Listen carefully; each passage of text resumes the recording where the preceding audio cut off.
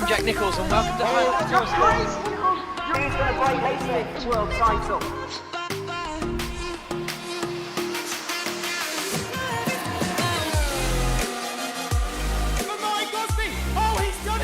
These two go. He's going to do it. His first victory. The World Championship is done. What a race it's been.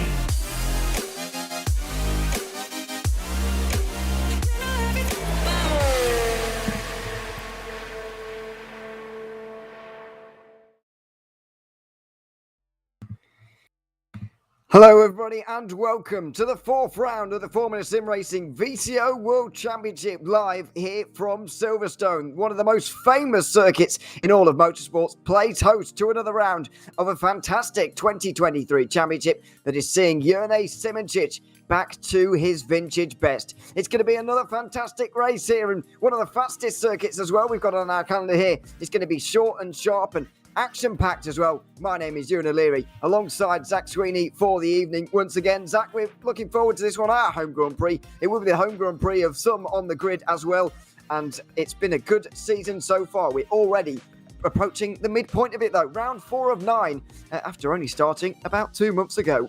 Yeah, absolutely. I mean, we had a bit of a late start in the middle of May, but we've really got through them thick and fast. It's been a fantastic season up until now. Three races, 3 winners. Jake Dennehan, Jurnej Simončić, and Dennis Jordan taking the victory a couple of weeks ago in Montreal. A fantastic race it was a couple of weeks ago.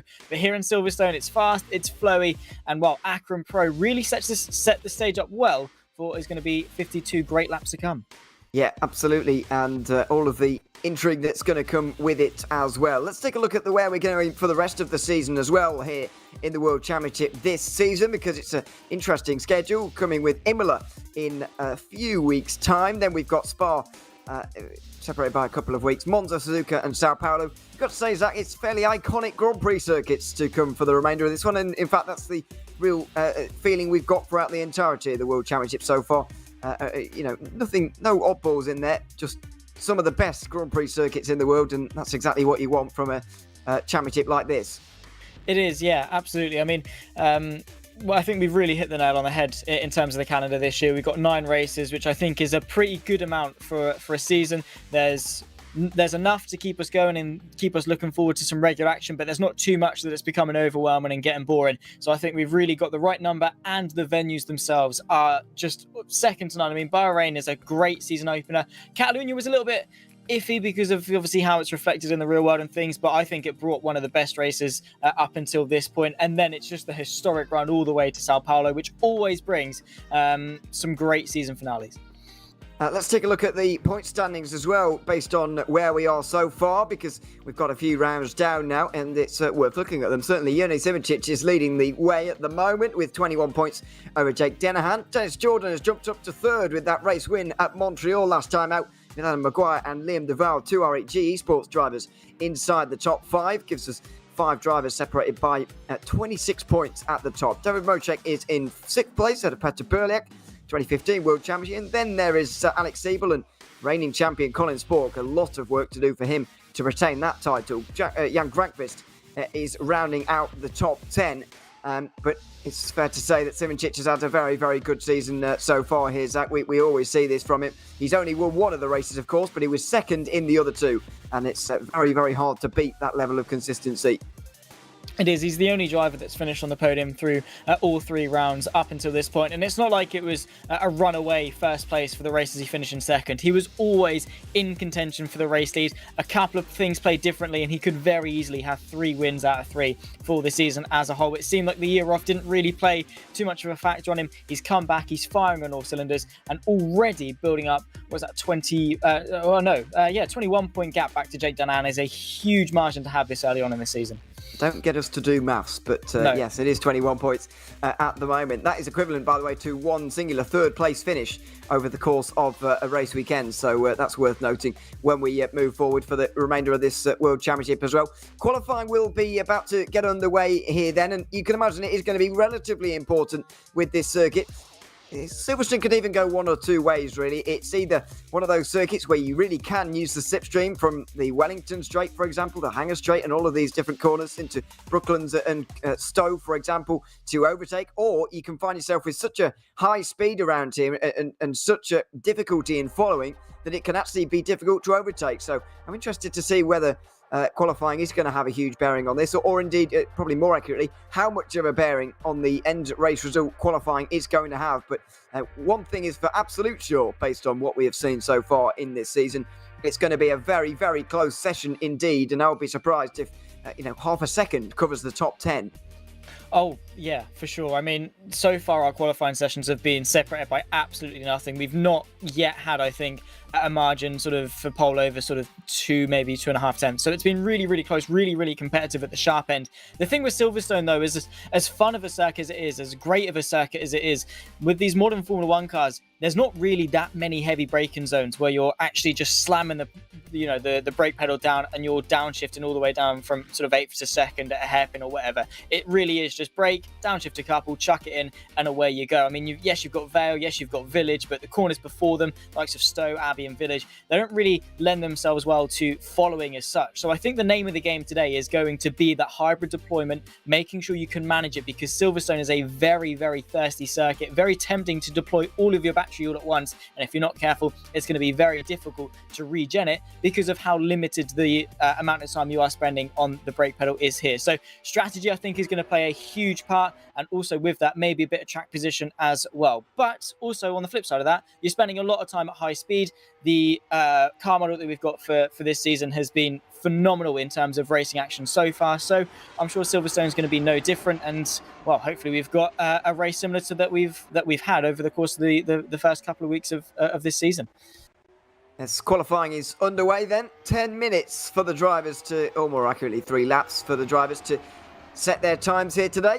As we look at Alex Siebel making quite a slow way around Silverstone at the moment. He's on an outlap, but it was his teammate Dennis Jordan who set the pace last time out at the Canadian Grand Prix, taking his first win of the season. He's still not finished outside the top 10 all season, by the way, and that is the case for all of the top 5 in the standings. It's also the case for Petr Bilek and Alex Siebel, which is no surprise really, but you do need a lot more than just top 10s if you want to challenge Jurnej Simicic here this season. It's interesting to note as well that we've had 3 different winners in 3 different races so far.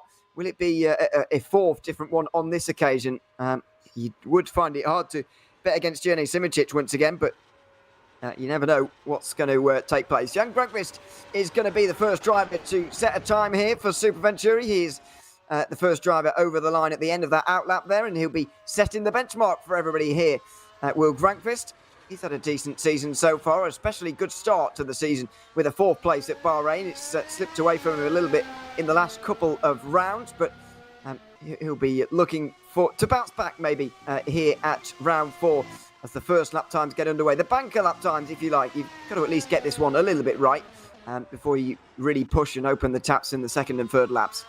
Yeah, what it does is essentially just gives you a blanket to fall back on, a safety net, if you will. It means that there's a little bit of pressure alleviated off your shoulders for maybe the 2nd or 3rd run beyond that, because it means you've got something to fall back on if you make a mistake.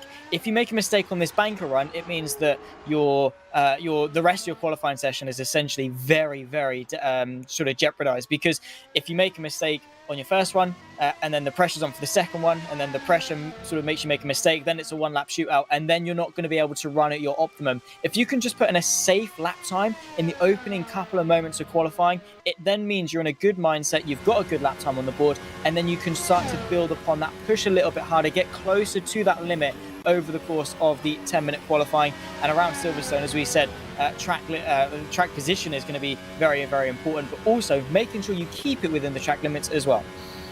On board with Yannick Bock in the bottom right-hand side of your screen as he's setting a couple of purple sectors at the moment is Jake Dennehan, who sets the early benchmark there with a 27.7. But Bock has had his purple sectors stolen away from him just for the moment. It's still going to be a good lap time from the TX3 driver, I think. Out of the final chicane, he will now come to try and get near Zooks, who's actually gone to the front. It's Bock over the line, and it's 2nd by 34 thousandths of a second. Not a bad opening time from him to be pretty near to Zooks. on that occasion. David Mocek gets up to third place as well with that time, and Colin Spork up to fourth. It's 700ths of a second separating those first two rows in that opening round of times, but Jonas Braksok going to ruin that. It's another provisional pole from him. It is. Nice little margin to have as well. Really, really strong lap time, a 1:27.293. And what is that, half a second covering the top 10? This is the level of competitiveness that we were looking for coming through into Silverstone. So many corners, so much technicality, and yet still the Formula SimRacing World Championship drivers are rising to the occasion and bringing their absolute best game possible. So looking forward to seeing the second half of this qualifying session, because this is really where we're going to start seeing times get ramped up. It is, and the excitement is going to increase. Certainly it will be Jonas Braksok's fourth Formula SimRacing World Championship pole position, by the way. He's been able to do it time and time again. He's finished on the podium 5 times, but he's still never taken that race win. Was of course involved in that early-ish incident at the final chicane at Montreal as well. That certainly put paid to any chances of him winning on that particular occasion. Not that it was likely anyway, but you just wonder when it is going to be his day to finally manage that. But we'll see if it's at the British Grand Prix here today. Another round of times upcoming then, as another set of drivers cross the line. Jake Dennehan is one of them in that little front group there, and he's 6th at the moment. He's up there in the standings as well, of course, is Dennehan after winning at the Bahrain Grand Prix. He is 21 points behind Simoncic. He's going to need a big performance here today. Simoncic is also going to need a big lap here, and we're following him here across the Silverstone circuit. We'll stay for a lap on board with him here. The not reigning, but 3-time FSR World Champion, looking for an improvement here, because 16th isn't going to do it early on in this session. It really isn't, but good thing for Simoncic is that his good results so far in the season have allowed him to maybe take a bit of a hit. Obviously, he's not going to want that, but it puts him in a position where maybe it's not going to be the end of the world. Of course, it's Jonas Simoncic, and I'm sure he's got something left in his pocket ready to use. It's green through the first sector. That means it's an improvement on his personal best time, but not the best overall. I think Simoncic is going for safety, something to build upon this, maybe just get himself firmly inside the top 10, because, 16th is not somewhere you see the name Jonas Simoncic. No, certainly not. Now the plunge in towards Copse. A real high commitment, high speed corner. The sparks fly for the Burst Esports driver. And now into some of the most enthralling corners in all of motorsport. Maggots and Beckett throw it from one side to the other. Still 5th gear, even at its very slowest point, and through Chapel onto the Hanger Straight. DRS will be open once again here for Jonas Simoncic. He's not setting any purple sectors for the moment, but it is a personal improvement through Sector 1, not so much through Sector 2. Now the final couple of corners. Stowe was fairly conservative in the end, and now he's into the final chicane. It's a over the lap time from Sander Callas there, who's the new driver, into 16th place. Simoncic pushed to 17th. Where is he going to go now with this lap time? It is 14th. Still outside the top 10. He'll need something better from his final lap as well. He will, and that puts a lot of pressure on. That's what I was talking about at the start of qualifying, getting a good bank of lap time in, because now all of the pressure is on Simoncic for that final run.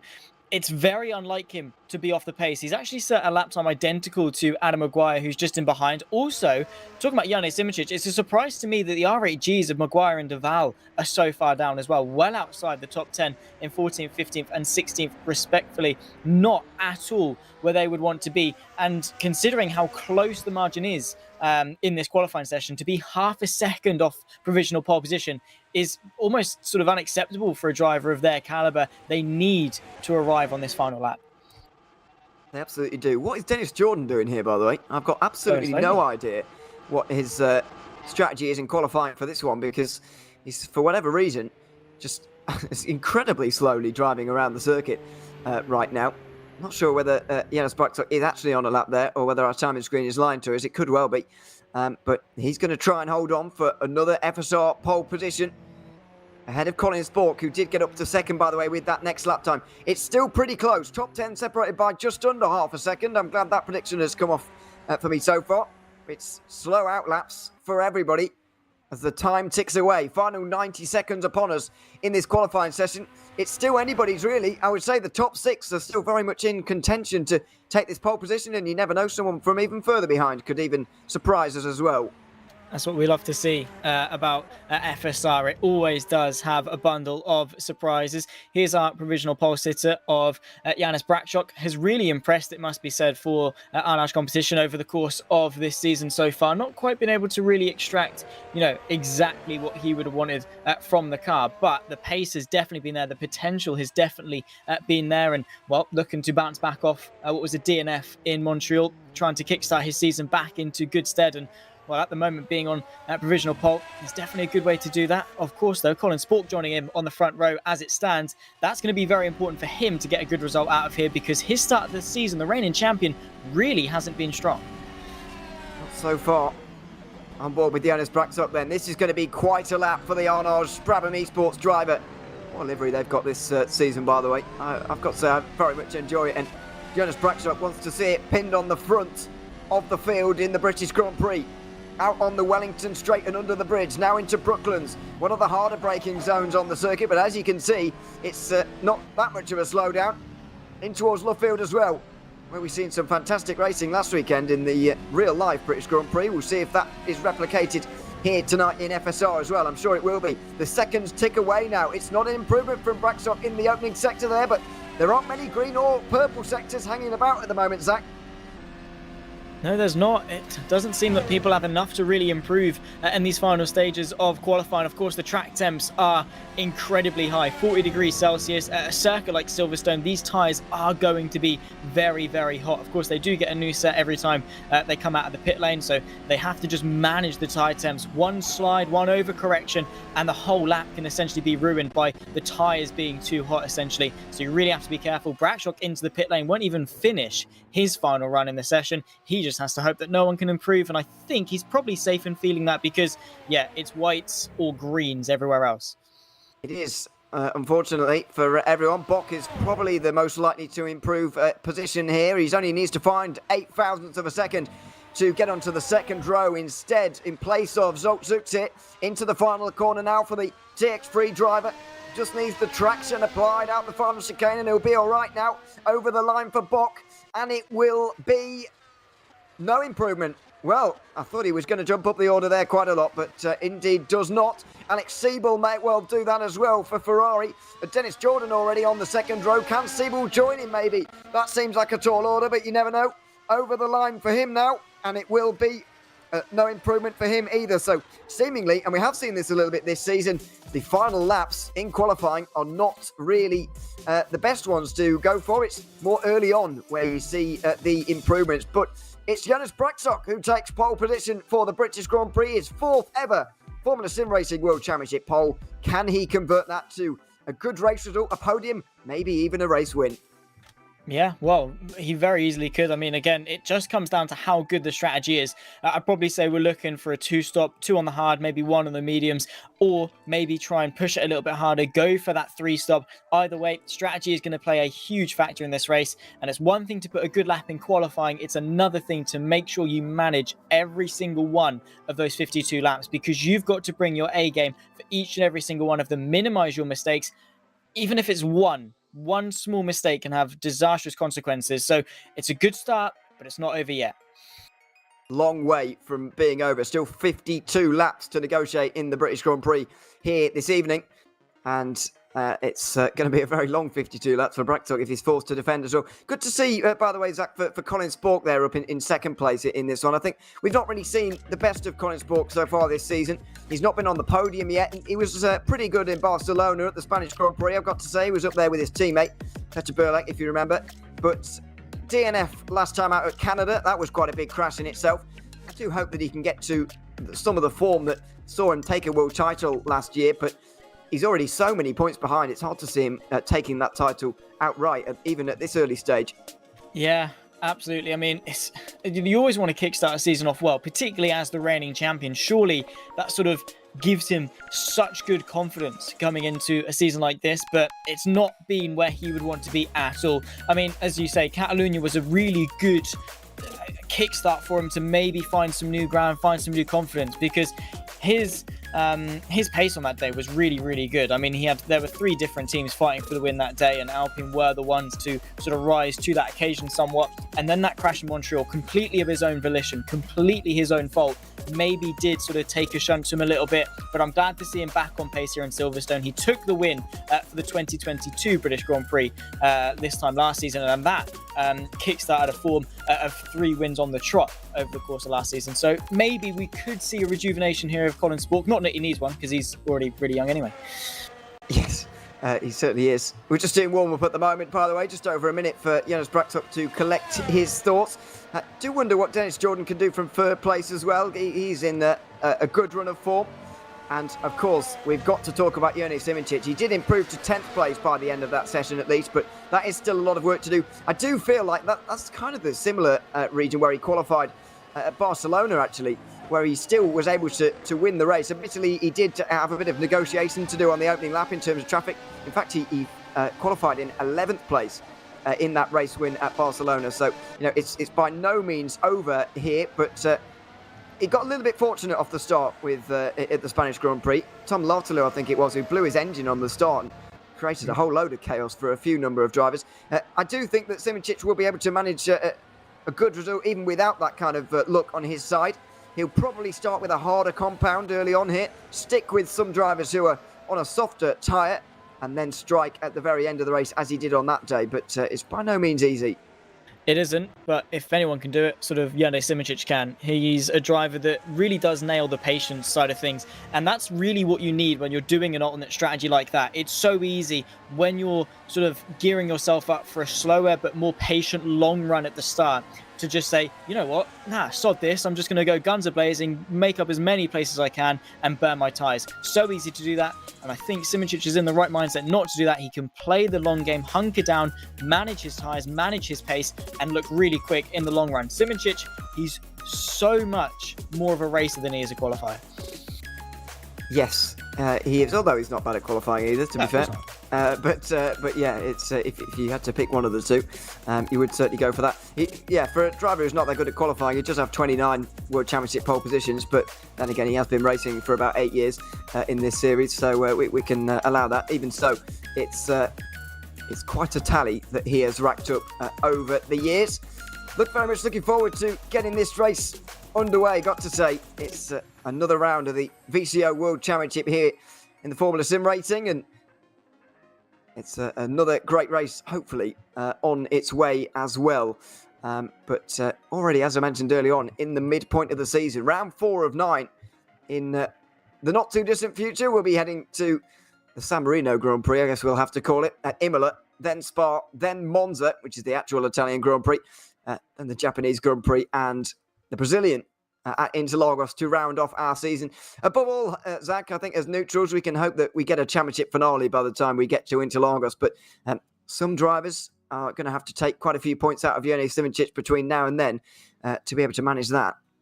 Yes, and that is by no means an easy feat. We were talking that sort of Jone Simoncic over the course of a championship is a really boring driver because he just wins everything and it's just so easy for him to run away with things. So hopefully someone can bring the fight to him, which to be fair, we have had consistent drivers towards the front, the likes of the Ferraris, the R8Gs have sort of been, up there. I mean, we said the entire of the top 5 have been inside the top 10 across the entirety of the season so far, which is good consistency to have. It's just not quite to the level of Simoncic. So we need the likes of Denahan, Jordan, Maguire, Duval to rise up, take some points out of Simoncic. And I think today is probably one of the best opportunities they're going to have at doing that. They just have to hope that Simoncic hasn't got a worldie of a strategy behind him. Absolutely. You never know what they've got in store.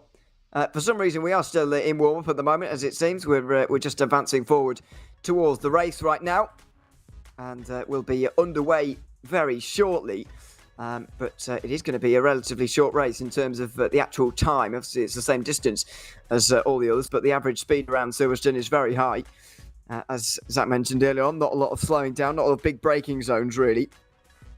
And that keeps the speed high, keeps the race very quick as well, although not maybe as quick as Monza that we're going to see for round 7 at the start of September by the time we get to there. Who knows what the World Championship is going to look like in a couple of months when we do that race.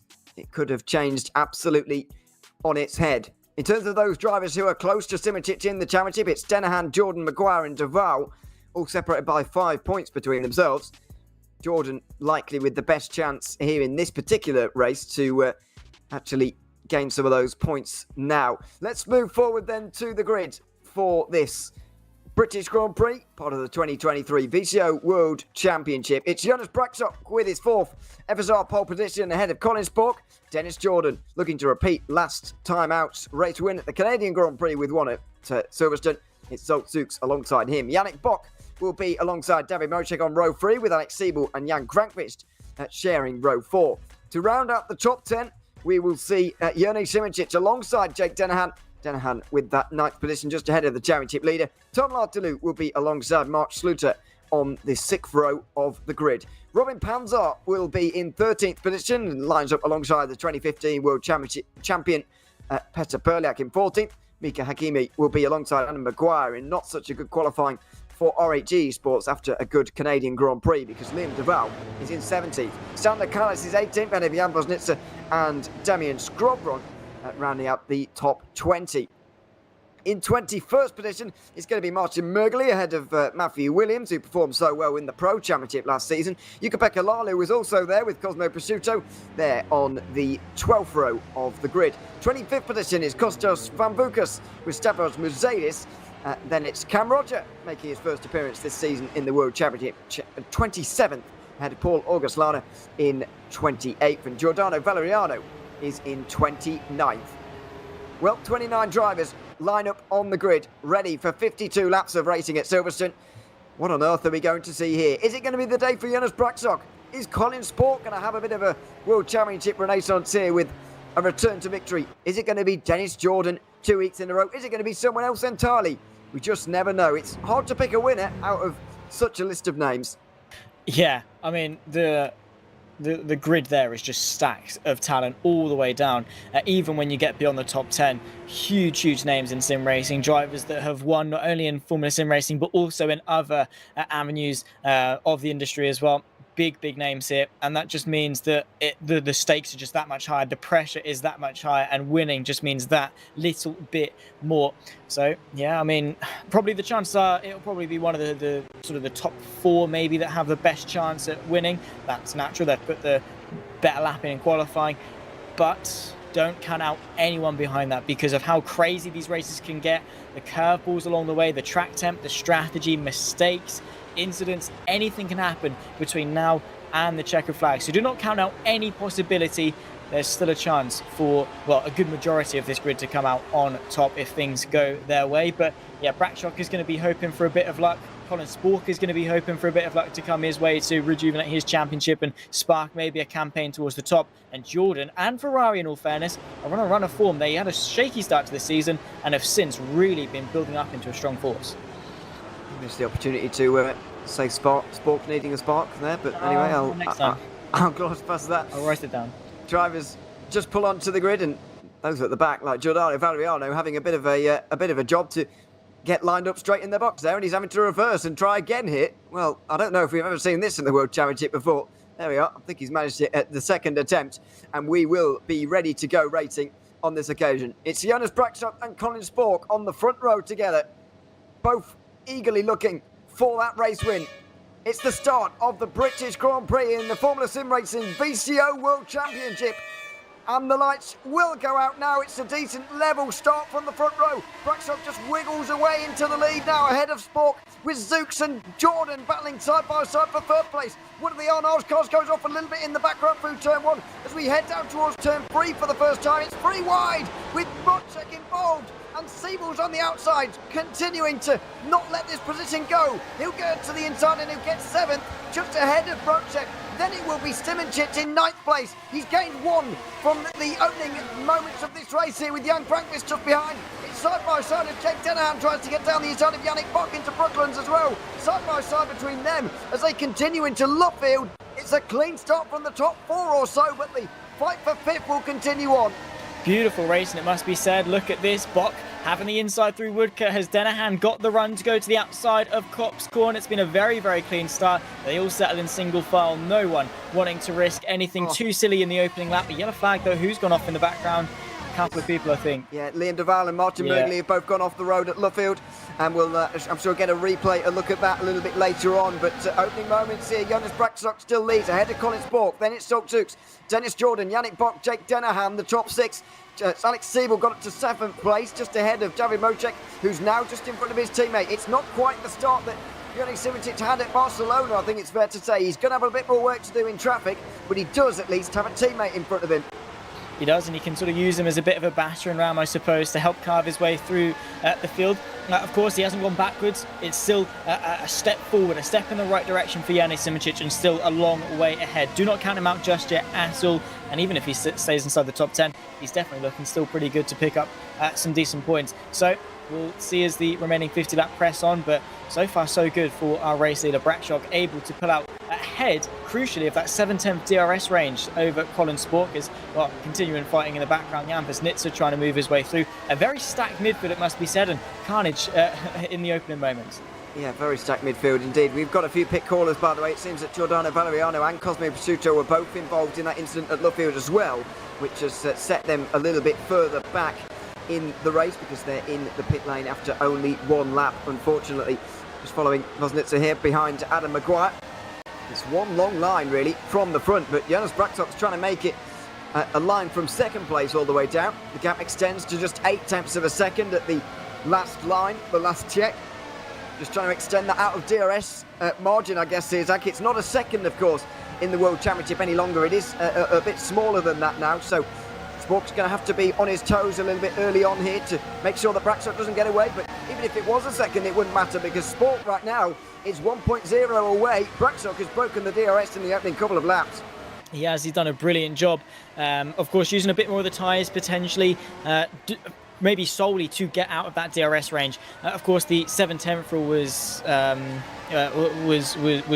suggested in order to minimise the chances of a DRS train to make overtaking less reliant on the drag reduction system.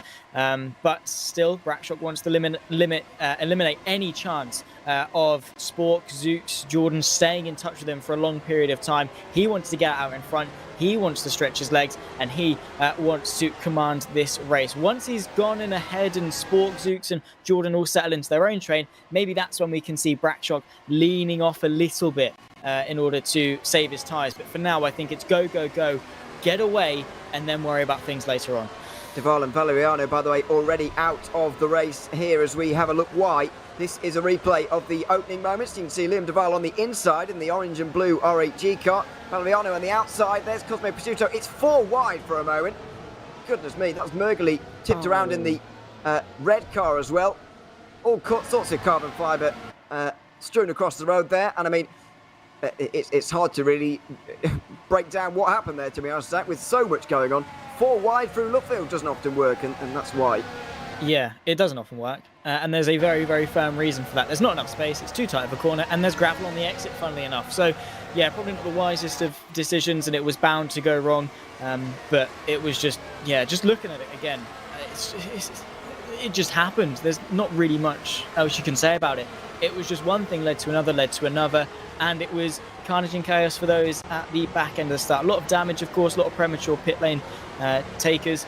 And yeah, not obviously what we'd like to see, but people trying to make up track position in early stages, and the raceability of these cars just entices people to go for moves like that, and unfortunately hasn't quite worked out on this occasion. There's a bit of a gap here from 6th place to 5th, as you can see. Jake Danahan is just losing a bit of speed compared to Yannick Bock right now. He's at least getting pulled away from. Danahan was going to have to look over his shoulder now at Alex Siebel, who's really close behind, and he will be receiving the DRS on the run towards Brooklands. Will he sit behind and just save for the moment, or will he go for it? Well, I think we've got our answer. Down the inside in towards Brooklands, and Alex Siebel was up to 6th place. He's going to try and get up towards his teammate in 4th there, but the damage may already be done. That's quite a big gap to close this early on. Yeah, it is. It's obviously not ideal, not the way you'd want to open up a race, but you've got to press on. You can't lose hope, as the last thing you want to do is to start demoralising yourself and saying, oh, well, this isn't great. This race is already in the bin. Press on, see what you can do, see what happens. Stick with it. We're only on lap 4 of a 52-lap race. Yes, it's going to be a difficult road ahead, but not an impossible one. So still possibilities for Siebel and Bose to close back in on the gap. And bring themselves maybe back into contention for the DRS. But that's the thing, Silverstone, it's so reliant on straight line speed, on the flow of the momentum. And if you sort of run the risk, as soon as you're at the DRS, it's so difficult, unless you've got a huge advantage like fresh tyres or you're just that much quicker, so much more difficult to actually reclose that gap. So we'll wait and see over the next coming moments. But yeah, it's going to be a tough ask to reclose. It is.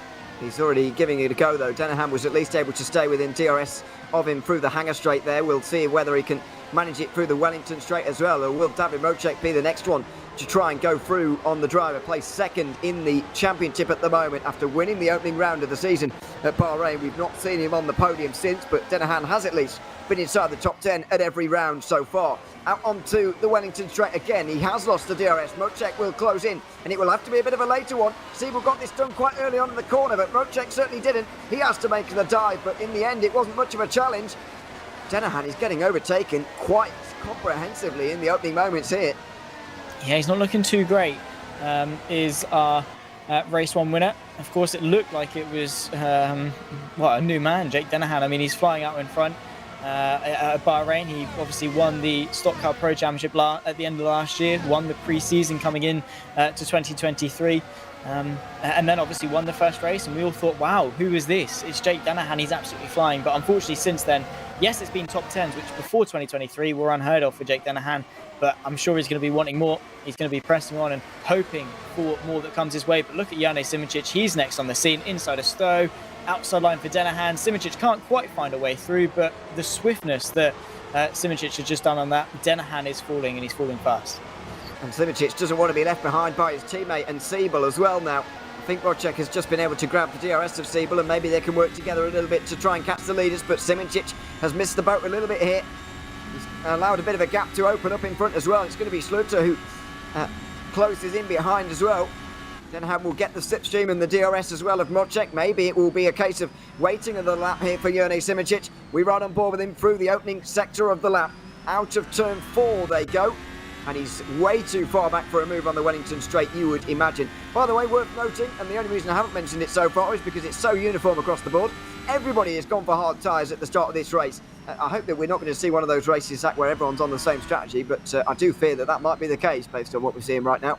Part of the reason the last couple of races at Montreal and Canada were so interesting was because of the variation in strategy. At Montreal, it was the RHGs going a lap earlier, Simicic and the like going on the on-sequence lap in the middle, and then it was Alex Siebel and Ferrari just going that lap longer, and it really did spark itself into a very interesting dash at the end. Same to a Catalonia with Simicic being completely in a different race for the majority of it than the rest of the front pack, the likes of the Alpines and the RHGs. And it wasn't until the end that we saw them actually merge into the same race, where Simicic was able to rise to the occasion and take the victory. Hopefully it's not as much of a uniform race today, because if it is, it looks like Brachok has got the upper hand. Hopefully someone can do something different to at least spice things up. Well, let's not speak too soon, because Colin Spork is still only 1.3 seconds away. So Sukes is there as well. Dennis Jordan, Yannick Bock, they're all in the slipstream and DRS running at the front of the field. It's about the guys further behind who are trying to get involved with that as well now, like Alex Siebel and David Mocek, who are now through on Jake Denahan, who was previously a bit of a cork in the bottle, it has to be said. Now no longer the case.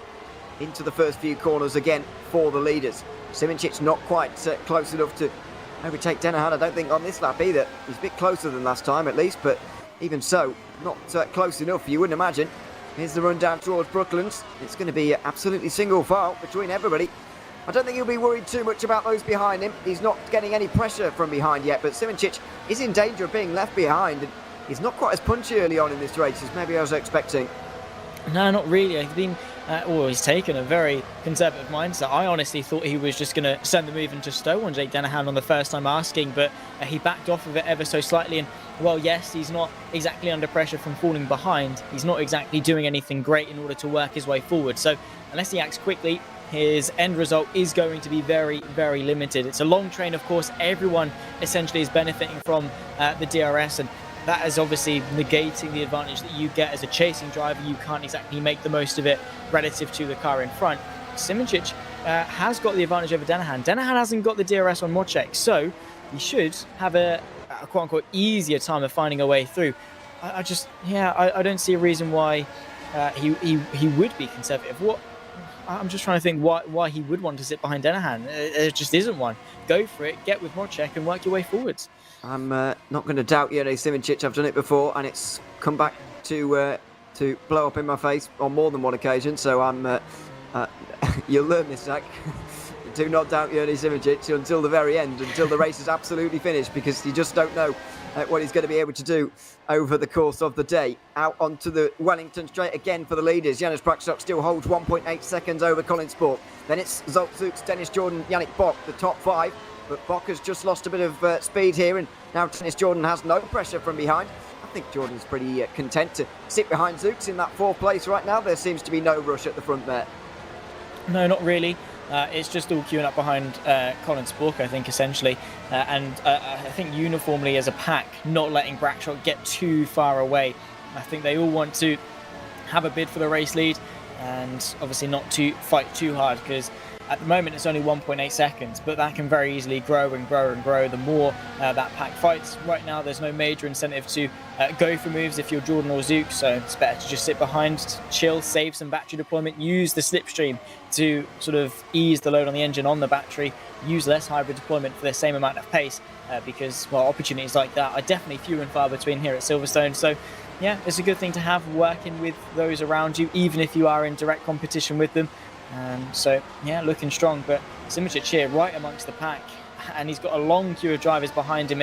Surely it gets to a point where Schluter just says, you know what, no, I'm done waiting around, I want to get in front, and that's the danger Simoncic doesn't want to get into. He needs his eyes firmly planted forward.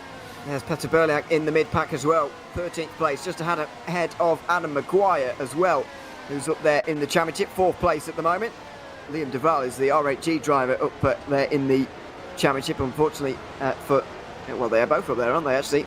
Duval and Maguire, 4th and 5th. That doesn't mean they're leading in the team standings, by the way, just to briefly allude to that. The Burst Esports team of Modchek and Simoncic are currently leading that one, but it's not a very big margin. Maybe a good fight in the teams championship to come over the course of 2023. This is very much the mid-pack, though, where you kind of stuck where you are. It's been a very quiet opening to this race, I've got to say, in terms of positional changes. And with everyone on the same strategy, you wonder what everyone's waiting for here, because if you do follow the car in front of you on strategy and on the road, then I don't see how these guys intend to beat each other. But then again, we must reserve judgment for a little bit later. Surely they must be planning something a bit later on in the race. Yeah, these guys are a lot better than you and I, so we'll hold our horses just yet. But yeah, I think obviously if you don't overtake them, you're not going to finish in front of them, and if you don't do anything different on strategy, you're not going to do anything to get in front of him. Here comes Simoncic though to the inside of Denahan, once again backing out through Stowe. I don't know, maybe it looks different from his perspective, but from that angle it definitely looked like almost a done move, at the very least, you know, running side by side with Denahan. If it didn't work, it didn't work, but Simoncic very much did back out of that move. I'm not going insane, am I? Not sure, to be honest. Maybe I am, I don't know. I don't know whether he's content to sit here or whether he's struggling right now. I think this phase in the race we'll get our answers to a little bit later on, because we saw this a little bit. We were on that one, and he was sat there for a long time. He was just at the back. I know the situation was very different, of course. The guys around him were on softer compounds of tyres, but he was just sat there waiting, and I was beginning to wonder, you know, does he actually have the straight line speed to make overtakes, or is he just sat there, what's going on? In the end, he absolutely did have the speed and won by quite a few seconds in the end, as a result of a real rip through the field at the end of that race. You just wonder whether he's not showing his full potential this early on, and he is really going to unleash that a little bit later on. Oh dear. What we got going on is that Cameron Roger trying to make a move on Jukka-Pekka Lalu, outside line through Luffield. Come on, let's do it. No bias at all in the commentary booth. Contact as they run their way down the old pit straight. Still going for it. Outside line for Cam Roger. He squeezes the gap, takes the apex. Lalu definitely is going to be not liking Cameron Roger too much, but I'm sure even if it's for P22, the crowd goes wild. Absolutely. Well, we're going wild anyway. Cam Rogers up a position. Lalu is going to have to hold on from Paul August Lana actually as well. Just in behind. Lana's made a couple of places on the start here, I'm glad to say. Looking for another one up towards Stowe Corner in the Visceral car just behind. He's not quite going to manage it in towards Stowe on this particular lap. 1.4 seconds between 1 and 2 though. It's Colin Spork now who's been able to get away from Dennis Jordan now, who's in 3rd place. Zolt Zooks has been overtaken in that ground effect car. And by the way, we've got 5 different teams inside the top 5 right now. There is Zoltzuks in the ground effect livery, the purple at the front and the darker black towards the back. It's the iconic red Ferrari in 3rd place now. We'll see what Dennis Jordan can do on lap 11.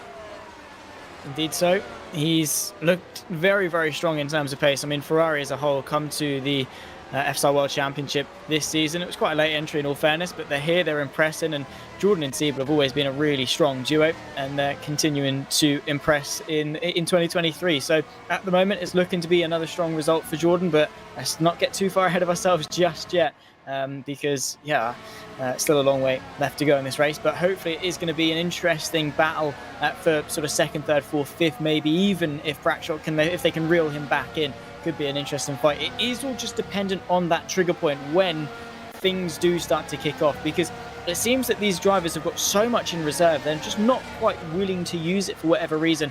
I think because of how hot the track temp is, how sort of harsh Silverstone is on the tyres, maybe it is just conservation mode, trying to stretch these tyres as far as they can. Possibly. I mean, we're only a 5th of the way through so far, and we are on the hardest compound of them all. So if we go to lap 30 or so, 35, then we're expecting a 1-stop here. We'll see how far these drivers do indeed go, and what level of, or how many pit stops I should say, we're going to see here this evening. Dave Dennehan still in front of Joni Simicic here, and he has lost the DRS of David Moche. Is now the time for the 3-time champion to strike. He goes a bit wide at turn 3 though. That's not going to be ideal for him. He'll need a very good run out of the loop to overtake here, and I don't think he's going to get one. Mark Schlusser will be too far back for a move as well here, I think, but that wasn't ideal at all from Joni Simicic. Another chance goes down the drain. Still 40 laps to go at the line though. A very long way remaining, and Jonas Brackstock still leads, 1.5 seconds ahead of Colin Spork. Then it's Dennis Jordan who's starting to flex his muscle a little bit. He's now within DRS range of Spork. He is. He's pushing very, very hard. Is Jordan showing some good pace, showing his muscle, and maybe now is his time to shine. Maybe his time to show what that Ferrari can do. If he just gives it a little bit of oomph at this stage in the race. Obviously he's running up in 3rd, he's been doing that since the start of the race and through qualifying, but maybe now is his push time. Same too maybe for Yannick Bock for the Virtual Drivers by TX3 machine. He's following Zooks in a very orderly train, trying to maximise the slipstream possible, maybe move himself up into the top 4, but I suppose it probably isn't that beneficial for Bock unless he is just that much quicker than Zooks, because 4th, 5th, it's a top 5. Yes, it's a couple of point swing, but it's still a top 5 at the end of the day. It doesn't really matter which order it is in. I'd say for Bock, it's probably worth sat behind, using Zooks as a bit of a lead car to drive him onto the back of Jordan, but it's not really working. So maybe Bock is going to get to a point of frustration where he says, you know what, no, I'm taking charge and I'm driving onto the back of Jordan. That is if he has got the pace to do so, but it definitely looks that Bock is the quicker of the two drivers based on sort of how smooth he's driving, the apexes he's hitting, the lines he's taking, and this might be his best opportunity to do so.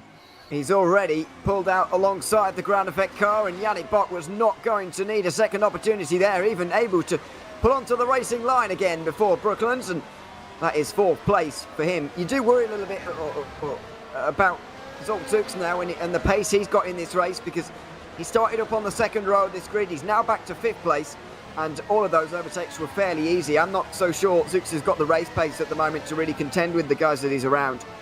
No, I don't think so either. Maybe just pushed on his tyres a little bit too hard. Maybe they're overheating. Maybe the setup is a bit too harsh on the tyres. Whatever it is that's not quite to his liking in the race, it definitely is hampering him. Consistency does win overall. Maybe he's waiting for a second wind. Maybe over the course of maybe stint 2 or 3, we'll see him back on form. But at least for now, in the opening stages, yeah, similar to sort of Jake Dennehan, I suppose, and his opening stages, is there's the move maybe from Simicic into Stowe. Has he gone for it? No. Once again, he's backed out. It's always into Stowe, and it never actually worked for him. That definitely was a look there. I'm going to argue that definitely was a look there, as we do see the race leader in pit lane. Well, 13 laps gone, and Jonas Brackstock's in. That's only 1/4 of the race complete. And Jonas Brackstock makes his way down pit lane. Well, he's going to find himself in a whole load of traffic in this race now. Yukabeka Lalu is also in. There he exits the pit lane. Brackstock's going to be in traffic very soon. He's actually found a bit of a pocket here 18th place, just behind Matthew Williams. And he's got his teammate Mika Hakimi there as well, but he's going to need some drivers to pit here fairly shortly before he ends up losing time trying to overtake some cars. Yeah, absolutely. It's not really been the best of opening pit stops for him. Of course, there was this long gaggle of cars just in front of him that eventually he is going to have to fight his way through. He's going to be hoping that those in front, the likes of Sport, Jordan Bock, all pit before that point happens, before Bradshaw loses time, because while he did command that first stint, there's no doubt about it, the fact he's had to pit early and the fact the gap was only 1.6 seconds really doesn't lend too well for him going forward. He's got to make sure that he nails this sort of outlap stint for him before the likes of Spork and Jordan come into the pit lane. But I'm also worrying with each lap that Spork and Jordan go longer, there's another lap they're going to have in pocket that they're going to have better tyres towards the end, and well, it might come back to bite Bradshaw in the backside a little bit later on, but we'll wait and see. Of course, it does seem like a very early stop on hards though. Sluter now under pressure from Jan Granqvist down into the final chicane. By the way, it's late on the brakes for the Venturi driver. That was a close moment between the two. Sluter holds on to ninth place with Tom Lartalou now getting involved. Oh, for Race Clubs, what a slide that was, and a good save as well in that position there. Zuck is into the pit lane, by the way. Recently got overtaken by Alex Siebel, but he's back out onto the circuit again. Bradshaw also back out, by the way, on hard tyres, already stuck up behind Matthew Williams now, so that could be a bit of a problem for him. But tyre wear seems very, very high around here. You wonder how many stops we're going to see today after this. Yeah, well, obviously I spoke to Cam and he said that he's seeing 2, maybe 3, which seems feasible, maybe even more if people are starting to struggle. Who knows what's to come? The track temp is high, the tyre deg is high, these guys are pushing it very hard. Maybe it's got something to do with these long trains sat in turbulent air for so long, warming the tyres up a little bit too much, scrubbing them a little bit, overcorrecting. Whatever it is, these tyres really are not having a fun time around Silverstone, and the fact that the hardest compound of tyre only is lasting 14-15 laps just tells you to say at some point they've got to go onto the mediums, and they're going to last even less time. So yeah, we're in for a very interesting race in terms of attrition. I think it is just going to be about tyre conservation and making sure you are on the right tyre at the right point. Now Jake Delahan once again towing a group with Simičić, Sluter and Granqvist. All very close on the run up towards Stowe on that occasion. Simičić with a bit of a slide and a late call to the pits for Sluter there for the TX3 team. He will be changing tyres for the first time this evening. Colin Spork still leads then. Dennis Jordan just half a second behind in the Ferrari. It's very, very close between the two, but Bradshaw is out there on his own trying to make some speed while he can. He's up to 15th now and still in clean air because Matthew Williams has just pitted before Bradshaw could get there. And the next one up is, of course, Hakimi, his teammate, who probably won't make life too difficult for Bradshaw. If he does pit, after Bradshaw catches up, he will probably lift off and just let him through. Chances are he'll probably be coming in the near future anyway. But Bradshaw, has got a decent bit of clear air to hit from here to push with, and make the most of those fresh hard compound tyres while he can. But it's not just Hakimi he's got to be worried about. It's Skovron, Vesnitsa, Maguire, Lartalou, all in front of them as well. He make sure he needs to sort of not get held up into and hope that they come into the pits sooner rather than later, because the absolute last thing that he wants, being on this pitting earlier strategy, is to get held up in traffic, is to lose that small little advantage that he had in the opening moments. And meanwhile, obviously, Colin Spork and Dennis Jordan, while yes, they are on all the grading tyres, he might still be able to just about either maintain or even close in that gap, limit the damage, and they're still going on for another lap. The difference between Spork and Jordan and their tyre wear versus Bradshaw is crazy. What are we on to now? 3 laps more than Bradshaw? Yeah. 3 laps more now, yeah. And are we seeing now the difference between a 2-stop and a 3-stop strategy here this evening? Is this a 2-stop from these guys, whereas Bradshaw's going for the 3? Into the pit lane for Lartalou, Vesnitsa and Hakimi now. So that's another few drivers out the way of Bradshaw, although the Hungarian did get through on his teammate there. Now there's trouble. And it's a Burst Esports driver as well, who won't be particularly helpful. Mocek and Simičić will stand to gain from this if Bradshaw gets stuck up in traffic, but it won't be for too long. Damian Skovron here, it's kind of on his own in 11th position. I would imagine Bradshaw will be able to get through on the exit here. It's not a fantastic run out of the loop, but he will get the DRS here, and he won't have to use too much hybrid power to get up into that 11th position. So that was fairly easily dispatched of, and so far, he doesn't seem to have lost too much time. Fortunately for him, of course, he just needs to make sure he's not burning through his tyres too much and not losing too much time, and that he can make the most of those higher compound tyres while they are fresh. Because if he is going through a 3-stop, that is his aim. Make the most of the pace of the tyres while they last. Not doing as much conserving relative to those potentially on a 2-stop. The last thing he wants is to work hard for overtakes relative to those around him. So, yeah, Bradshaw, it's not ideal, but he's made the most of this pocket of cars that he's found himself into and still been able to keep a high minimum speed up.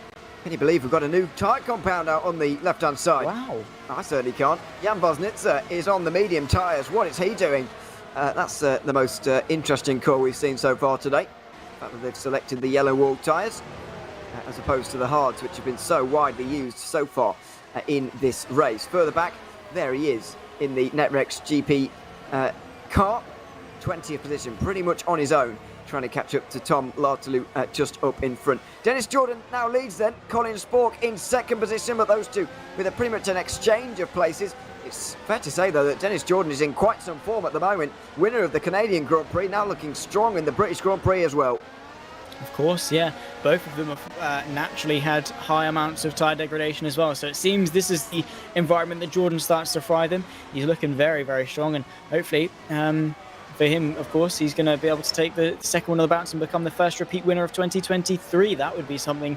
Or are we going to see a fourth? Is it going to be Sport, Box, Siebel, anyone else that can rise to the occasion and do something similar? At the moment, following on with Jan Grankvist, who is looking quite eager to find a move on Jake Danahan, who's not been looking too great over the course of the start of this race.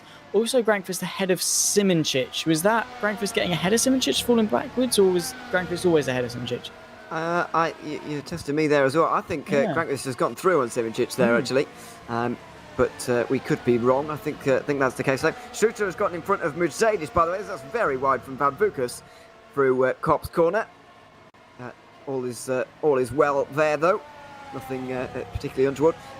Bit of DRS down the hangar straight for a few more at the front. And now there are more pit stops. 18 laps complete, and we're pretty much at the 1/3 mark. And now there are more stops for Jordan, Spork and Bock. The top three all into the pit lane. They'll be behind Bradshaw at the time, you would imagine. But it's very much the time to come into the pit lane, and maybe not a great idea because it's going to be pretty busy. Bock is going to be side by side with Spork here, and Dennis Jordan has gotten out quite a long way in front of them. Bock's going to have to just back out of this as they exit the pit lane, but Colin Spork has just lost a bit of time there in the pit stop phase. Bradshaw miles in front, and Zolcic will close up on them actually, in fact, as well. But it will be Bradshaw, Jordan, Spork, Bock and Zooks, the top five, as they run right now when the pit stops cycle themselves out. Brilliant stuff from Jordan to grow that margin. Same too for Bock, to be fair, to close the gap to Colin Spork. But yeah, Bradshaw, and obviously the undercut for now is working. The tyres that those that have just come into the pit lane on were not great, and Bradshaw was still able to make the most of them. But what knock-on effect is this going to have? What is the strategical implications for this? Yes, they all started on the hard compound tyres, but I think now we're starting to see the differences in strategy, what the different ideologies are, and which one is going to get them on that path to victory. Costas Van Vukas on the back of Tom Lartalou, the race clutch driver, of course, making his debut in open wheels. He's up in 11th. Costas Van Vukas working his way through. He's once again wide through Kopp's corner, and now works his way behind his teammate of Jake Danahan, who's on the back of Stavros Muzeidis through Nuggets Beckett's Chapel. So yeah, once again, it seems that track limits, like I said in qualifying, really are struggling as the tyres get older.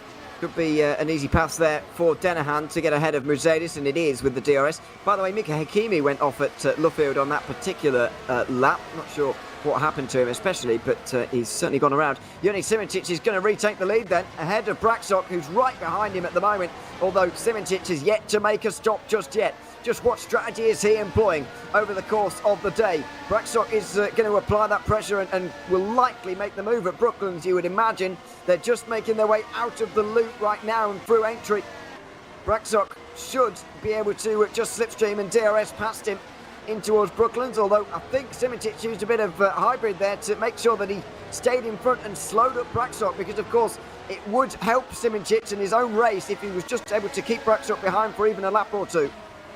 Yeah, absolutely. And Simičić, as long as he's in control out in front of, obviously this is exactly, he obviously isn't going to stay there for very long, but with, each tenth of a second that he can slow Braxock up by is definitely going to benefit him as much as possible. He's going incredibly long on these hard compound tyres in severe conservation mode, and that's probably why we've seen him so slow in the opening moments for this exact reason. But the longer he can keep the Arnage competition car at bay, the longer the easier the job is for Simičić to close it back up a little bit later on. So looking quite good for now, but I don't imagine Braxock is going to have too hard of a time working his way past.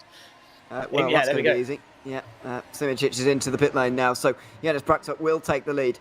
But how many stops is he making today? What's Simičić doing in terms of his strategy as well? Because he's going to come out outside the top 10, I would argue.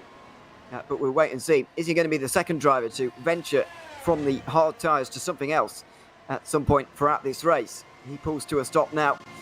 And we'll see on the exit of the pit lane what he has decided to go for. But Jonas Braxock is the new race leader. Dennis Jordan is second ahead of Koningsborg, Yannick Bock, and Mark Schluter, who's up inside the top 5. It's a good day so far for TX3, who now have 2 drivers inside the top 5.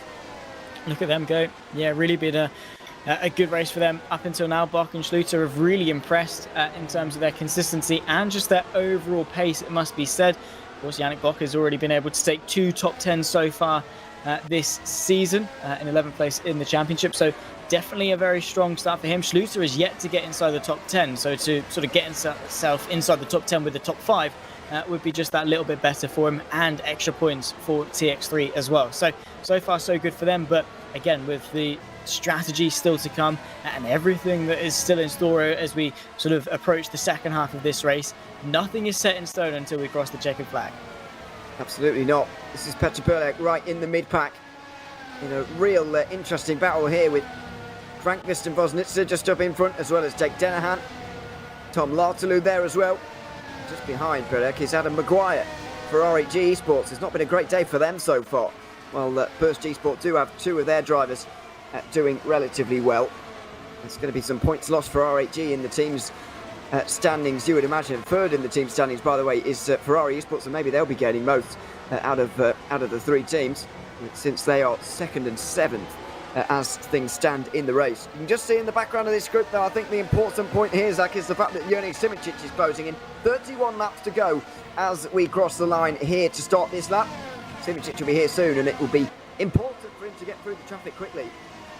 It will be. Make the most of those hard compound tyres while they are still fresh, but still keeping an element of longevity in them, making sure that, of course, you're making up track position, making up time, but not burning out your tyres. It really is a tightrope that you have to walk, that golden mean of pace versus saving the tyres and making sure you can make the most of them. There's a move all the way to the inside, very aggressive up in front of Jonas Simičić. Is that Voznica and Grankvist, fighting over it, and on the mediums Voznica.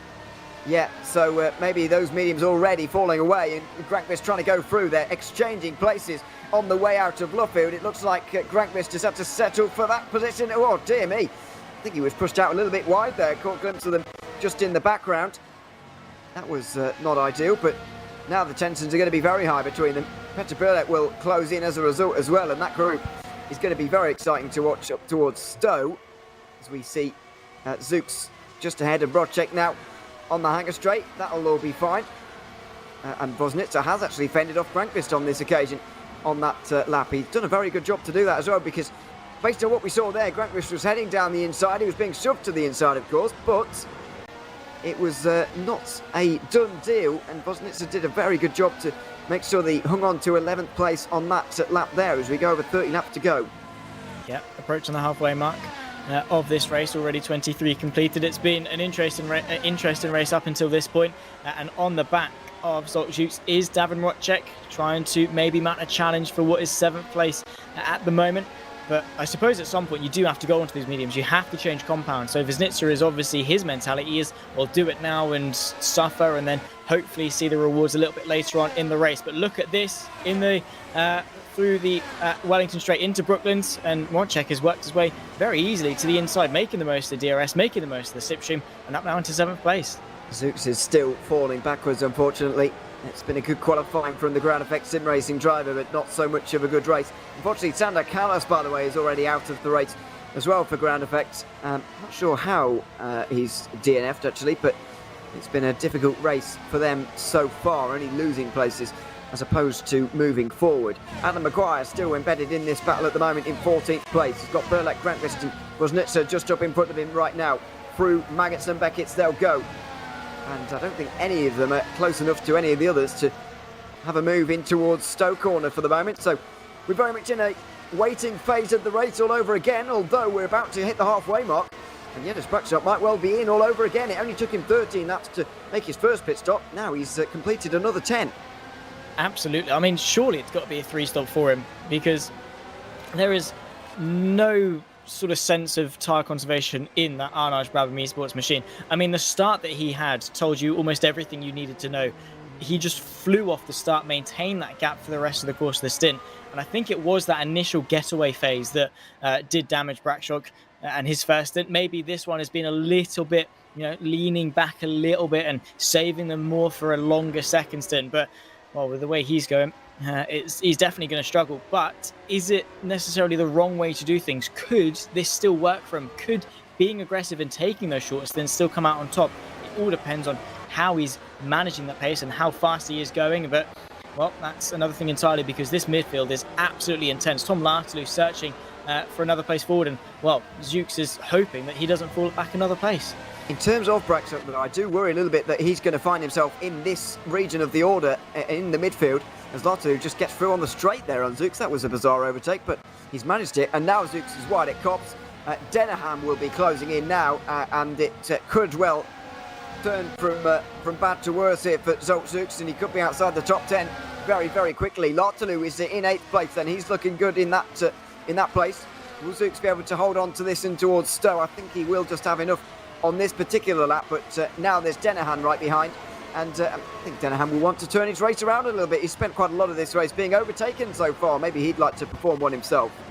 Yeah, maybe it's better for him to finally get one going forward, and maybe, I don't know, start something new. And I'd say the perfect person to do it, no offence to him, is Zooks at this stage in the race. He has been tumbling backwards, lost a bit of momentum, so Jake Dennehan trying to work his way forwards. I mean, he's now back into the DRS range of the Ground Effect SimRacing machine, and could very well easily work his way up in front. Zooks is obviously going to try his best to keep the DRS of Lartu in front to defend that position, but here we go, Alex Siebel on the back of Mark Schluter. And that will be a move for 5th place. Fairly easy for Siebel in the end. He won't need too much hybrid, you wouldn't imagine. Well, he had the DRS and certainly needed it as well. He's up to 5th place then, in a fairly easy move in the end. Don't think there were other changes up and down the order. That was the only overtaking towards Brooklands on that particular lap. Now Siebel can set his sights further up, but Ferrari Esports are having a really fantastic race at the moment. Dennis Jordan second, looking on course for a challenge to that race win, and Alex Siebel another solid top 5 from him. Yeah, as a duo, they've really just hit the ground running in 2023. I mean, they have done throughout their entire career, obviously, through previous seasons and things, but especially this year at Ferrari. I mean, what was it? 8th place for Siebel and then 5th for Dennis Jordan in Bahrain. Already 2 top 10s to kick off the season. Yes, it maybe wasn't winning ways that they'd like to be. And then straight away, of course, I mean, again, a slow one in Spain, but then boom, in Montreal. It was so good for Ferrari as a whole. Their strategy was perfect. Their consistency was perfect. Ducking and diving as well. Grankfish trying to move his way past Woznitzer, and Woznitzer on Zooks as well.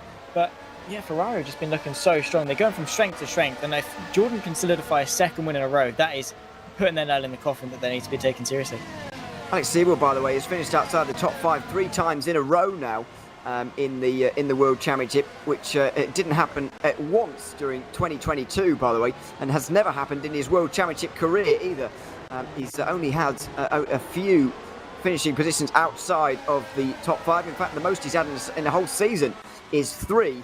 And that was back in 2020. And here's a statistic as well for you, by the way, on Alex Siebel, as we see all kinds of battling here with Zooks getting overtaken by Denham, Woznitzer, and now Jan Grankvist as well. Nicely done around the outside of Brooklands. Alex Siebel has yet to finish outside the... Oh no! Contact!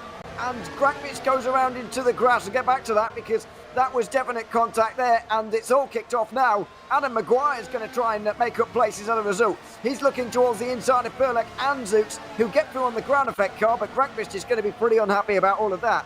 Oh, indeed he is. That is not the way you want things to go down, that is for sure. Are they going to go side by side into Maggots and Beckett? I think they thought better of that one, and rightly so. Not the way you want to be going about things. Was that Simičić from the inside of Zooks? I think it might have been. Yeah, it is. Now he's pulled out through Chapel and through the hanger straight. He's worked his way ahead and up into 13th place. But yeah, a close call, one that could have very easily gone a little bit more haywire. Able, all of them, to continue on. But yeah, Grankvich definitely is not going to be a happy bunny. It's given Simičić another position there, or another two positions actually, without actually having to do anything. But now Adam Maguire is in front of him, and that's not going to be an easy one. Maguire will want to hang on in front of Simičić for as long as possible. 25 points separate them in the championship so far. 25 points is worth a second place finish in one of these rounds, by the way. How quickly is Simičić going to be able to dispatch of these drivers now? We know that he's on a slightly different strategy to some of the others, and might even be running for another 10 laps in this race, maybe more at this stage. We'll wait and see on that. No change in George Brooklands on this occasion. And we'll just finish my Alex Siebel's statistic, by the way. He's not finished outside the top 10 in an FSR World Championship race since the 29th of March 2020, which is nearly 3 years and a half ago now. I can't see that statistic being changed here, but it was at Imola, where we're going to next. So maybe that's a bad omen, I'm not sure. Well, I started in FSR in March of 2021. So, yeah. I mean, obviously I haven't been here for that long, but it's 3 years is a long time to sort of have that. So hopefully he can sort of regain some form, find his way back up. And I think obviously he's been doing a great. He's had the potential this season, of course, just not quite been able to convert it. And I think he's definitely got it. And Bradshaw into the pit lane. What is this now? He came in on lap 13 for the last stint, and now 27 for this one. So a little bit longer, but still not great. And still an absolute three-stop. Now, is Simičić going to be in front of Bradshaw or not? I think he will just sneak in front, but there's going to be a lot of motivation for the Hungarian to get through, and the new tyres will help him as well. He will be behind this entire group. Is this where it comes unstuck for Bradshaw a little bit? Because Dennis Jordan's out front on his own, and he doesn't have anyone to contend with. Now Simičić has a look to the inside of turn 3. Adam Maguire going to be looking in his mirrors as the Burst Esports car just fills those with the presence of a 3-time world champion. Out of the loop now, turn 4, onto the Wellington straight towards Brooklands. Not a very deep braking zone for Simičić to get the move done, and it won't be deep enough for him to get into 11th place. He stays 12th as Bradshaw comes out in 15th place, only 4 or 5 seconds behind.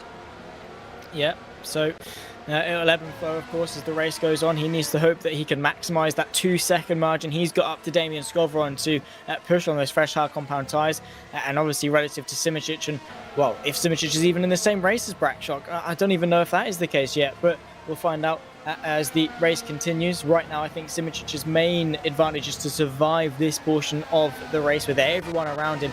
I'd say he's going for 2 longer hard stints to then be able to maybe, not necessarily push, but have that shorter medium stint towards the end, potentially for Simicic. So we'll wait and see. On that front, we can make predictions all we like, but for now, it does seem to be working for him. He's got some good pace, good longevity in those tyres. Into the pit lane comes, is that Jan Wisnitzer off the medium tyres? Was that Jake Danahan coming in? Oh no, it's Wisnitzer, yeah, because he's just cut across everyone. Yeah, into the pit lane, and very quickly getting rid of those medium tyres. He certainly is, and you can not blame him at all for that. Over the line again to start lap 27. Adam Maguire with a whole load of pressure from Simicic. Oh, and into the grass slightly. Off road, of course. Simicic hangs on, but Grankvist will be very close behind now. That was quite a moment for Simicic. Will he be able to clean the grass off of those tyres quickly enough? I think he's got the good enough exit from turn 4 there to hang on, but that was a heart-in-mouth moment.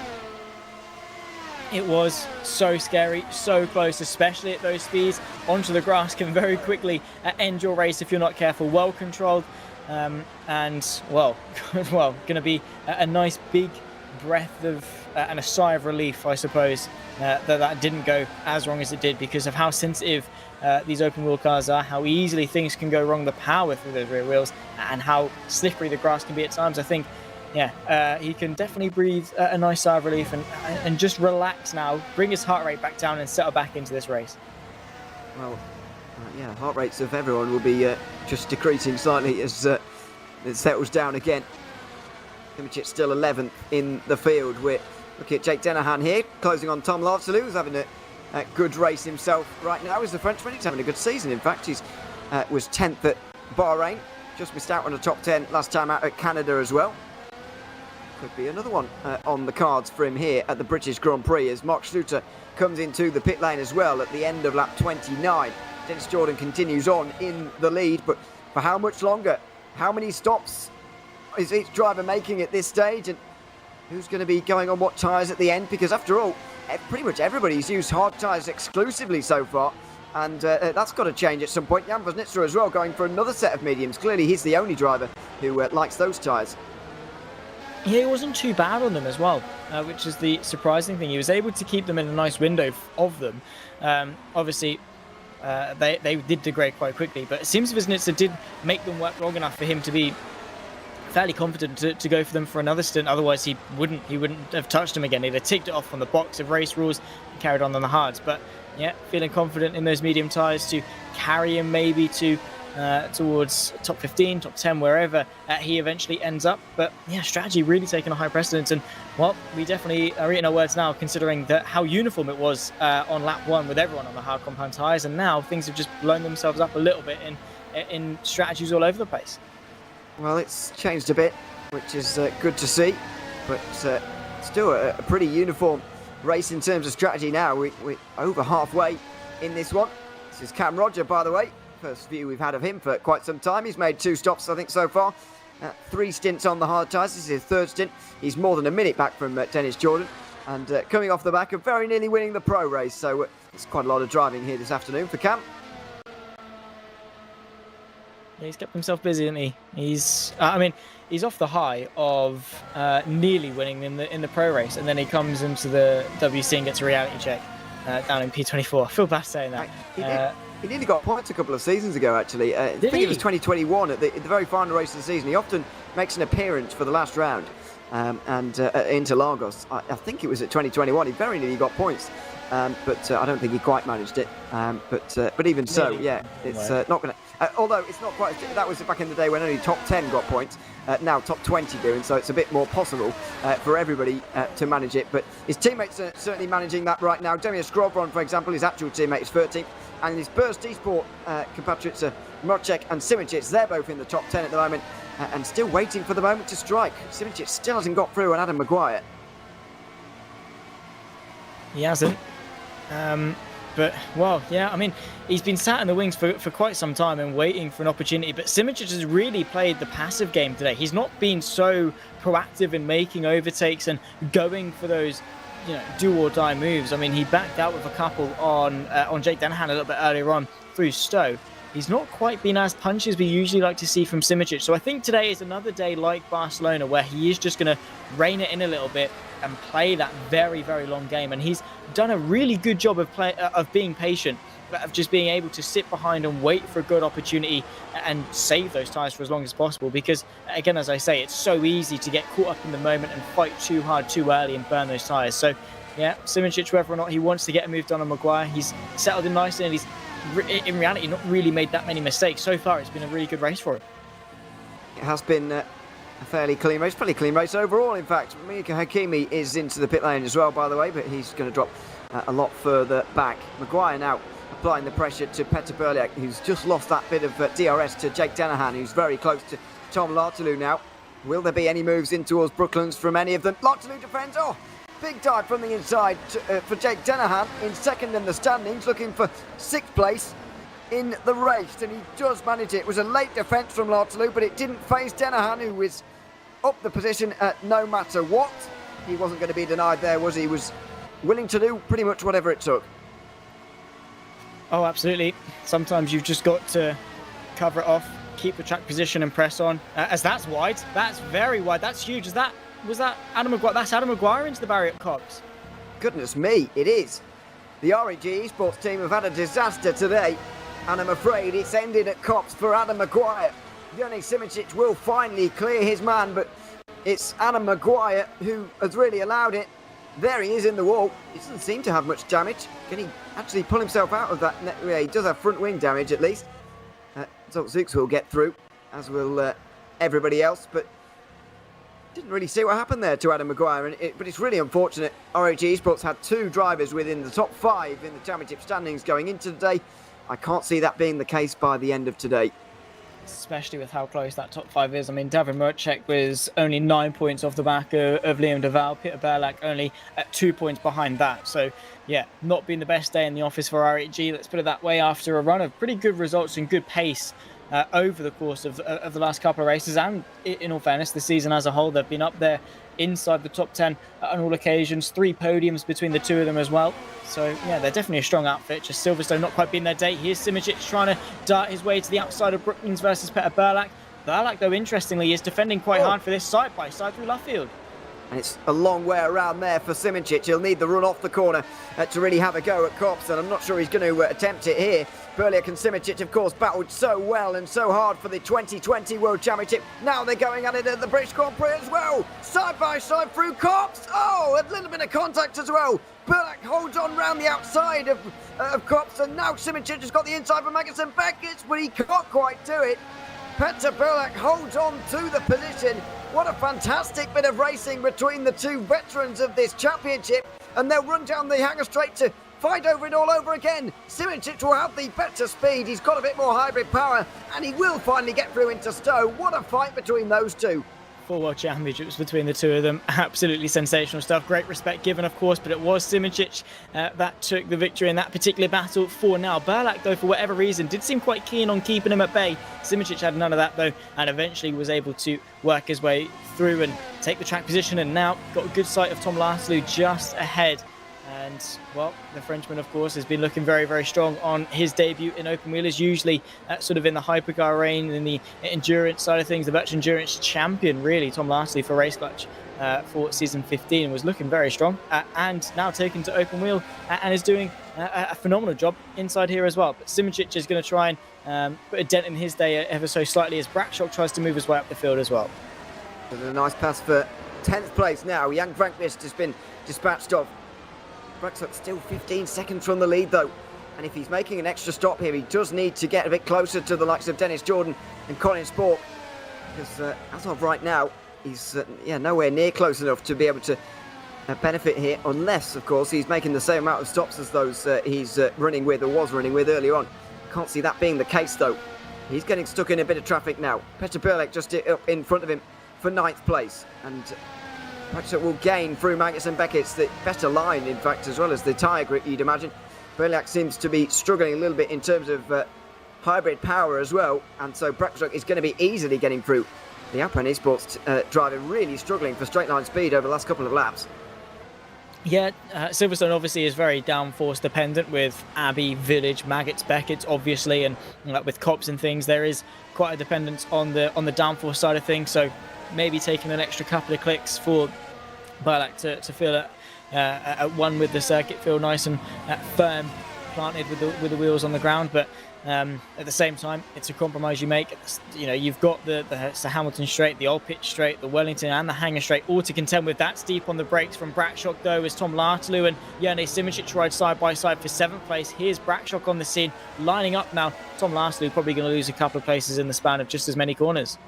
And there's he will defend it, actually, in towards Brooklands. Pretty surprised about that, but Brakshock will just rip round the outside anyway and get up into 8th place. And now he will be behind Jerne Simičić.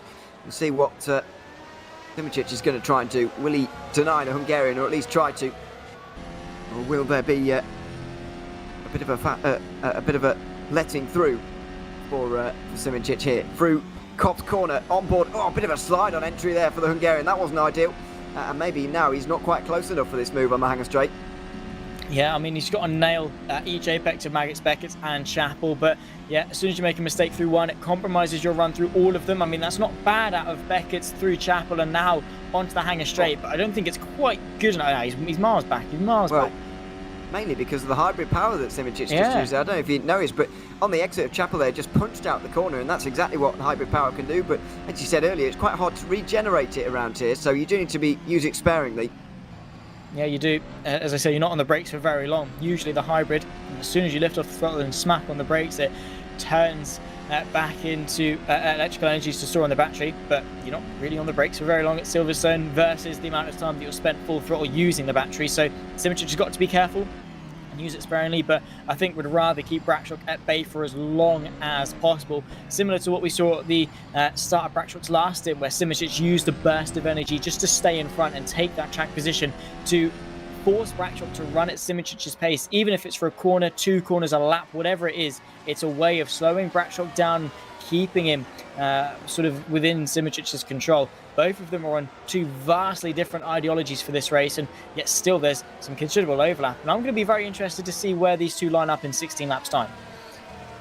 Still feels like quite a long way to go here with 16 laps, and mainly because of the possible twists and turns that we can have over the course of that. We just don't know what is going to happen now.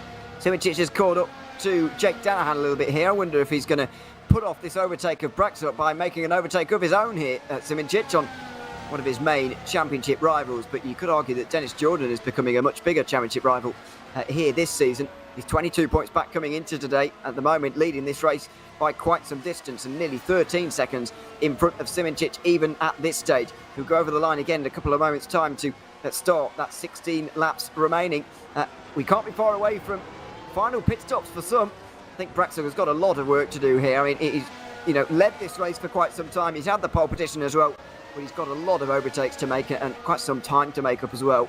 Yeah, I think Jordan, Spork and Bok really do have control of the top 3 in this race. I mean, I'm sure something will happen where I'm proven wrong, but Bradshaw has got a very difficult task ahead of him if he wants to come out on top in this race. I do think the pushing harder, taking more pit stops probably wasn't the better idea to go for, and that might be coming to bite Bradshaw in the backside right now. Yannick Simičić on the back of Jake Danahan, flies past him to the inside of Brooklands. Danahan the outside line, that's a tight gap to pinch on the apex. Now outside line through the left field. Simičić not quite able to find a way through. Danahan keeping him at bay. Simičić there, that was more punching than we've seen, and a healthy chunk of hybrid as well. You can see that the urgency has now just been turned up in the final third of this race or so. Bradshaw will close in a bit as a result, but Simičić wasn't quite able to make the move there. Now Bradshaw really does close in, and maybe there will be a chance for him at the end of the hanger straight now. Simičić, as he says, got to be a bit careful with the hybrid energy he's using. If he's just utilising it a bit too much, then he'll struggle for it at the end of the race, but we know he's so good at conserving it. He was especially good at that at the Spanish Grand Prix, had a lot left to use, and in the end that's what helped him to a race victory ahead of plenty of other drivers like Adam Maguire, Liam Duval, for example. Both RHEs were there, both Alpine Esports drivers were there as well. He's very, very good at keeping that under wraps when he needs to. Out over the line again. Bradshaw's very much here now, so Simičić is in the awkward position of overtaking and trying not to be overtaken at the same time. It's a tricky one to be in, stuck between a rock and a hard place. That's a big switch through Abbey. It's probably the last thing you want to see. Simičić now on the inside of Village. Danahan gives him the space, but keeps him firm on the outside. Simičić forced now to go to the right-hand side through the loop. Tries to get the up and under. Bradshaw so close under the brakes, nearly touching the rear diffuser of the best esports car. Now all of them exit Aintree, and Bradshaw is in contention. And Danahan really nearly lost it on the exit of turn 4 there, but here comes Simičić on the outside. He's not as far alongside this time into Brooklands, and so can't make the move. He's still looking for that opportunity to go down. If it was for a better run out of Luffield last lap, he might have had a chance, but he slides again on the exit of that corner, still stuck behind. Danahan doing a good job of defending, but it's really hurting both Simičić and Bradshaw in terms of their chances for this race win now.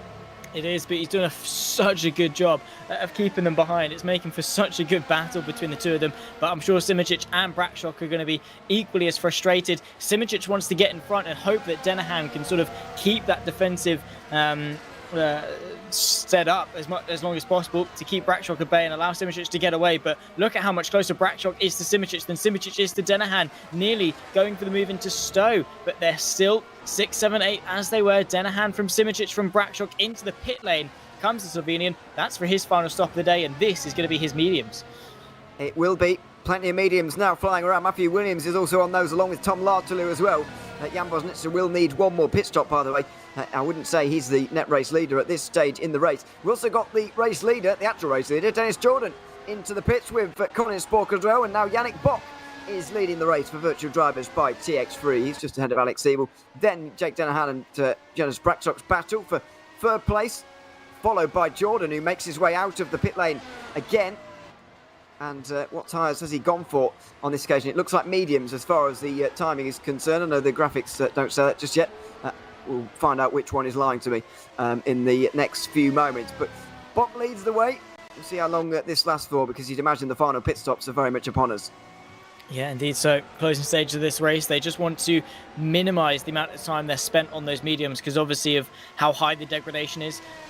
The longer you can go on the hards, the easier time you're going to have on those mediums. So, making the most of them and making sure you're not coming in too prematurely, of course.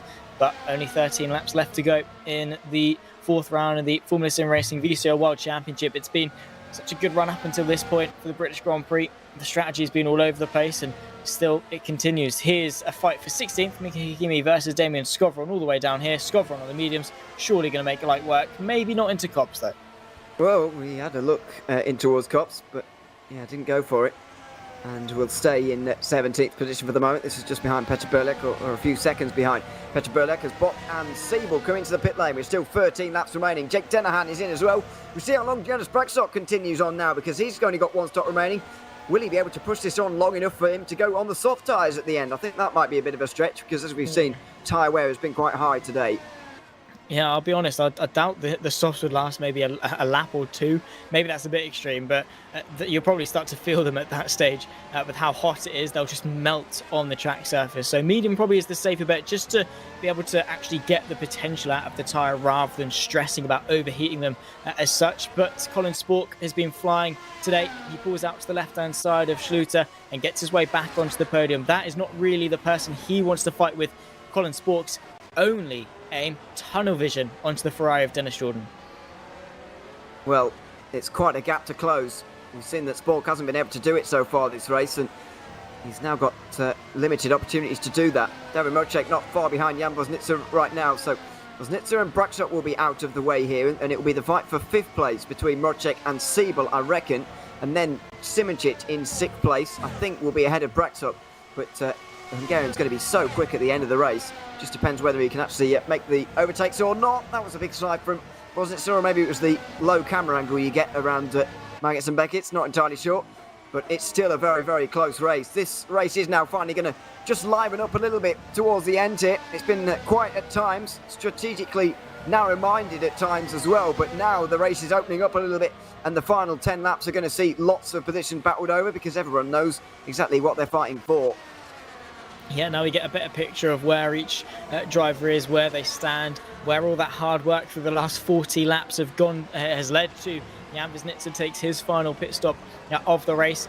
And Zoltjut, after what was originally, wasn't it a second row start for him? Now he's outside the top 10. It's been an abysmal race for him, not quite been able to have the pace. And, well, in all fairness, it has been a very tricky race. It's been one of those that have separated the good from the great. It certainly has. So, top 10 now sorted out pretty much, with the exception of Braxtock, who's still yet to come in. Surely he's not hanging on to the end of the race here, Braxtock.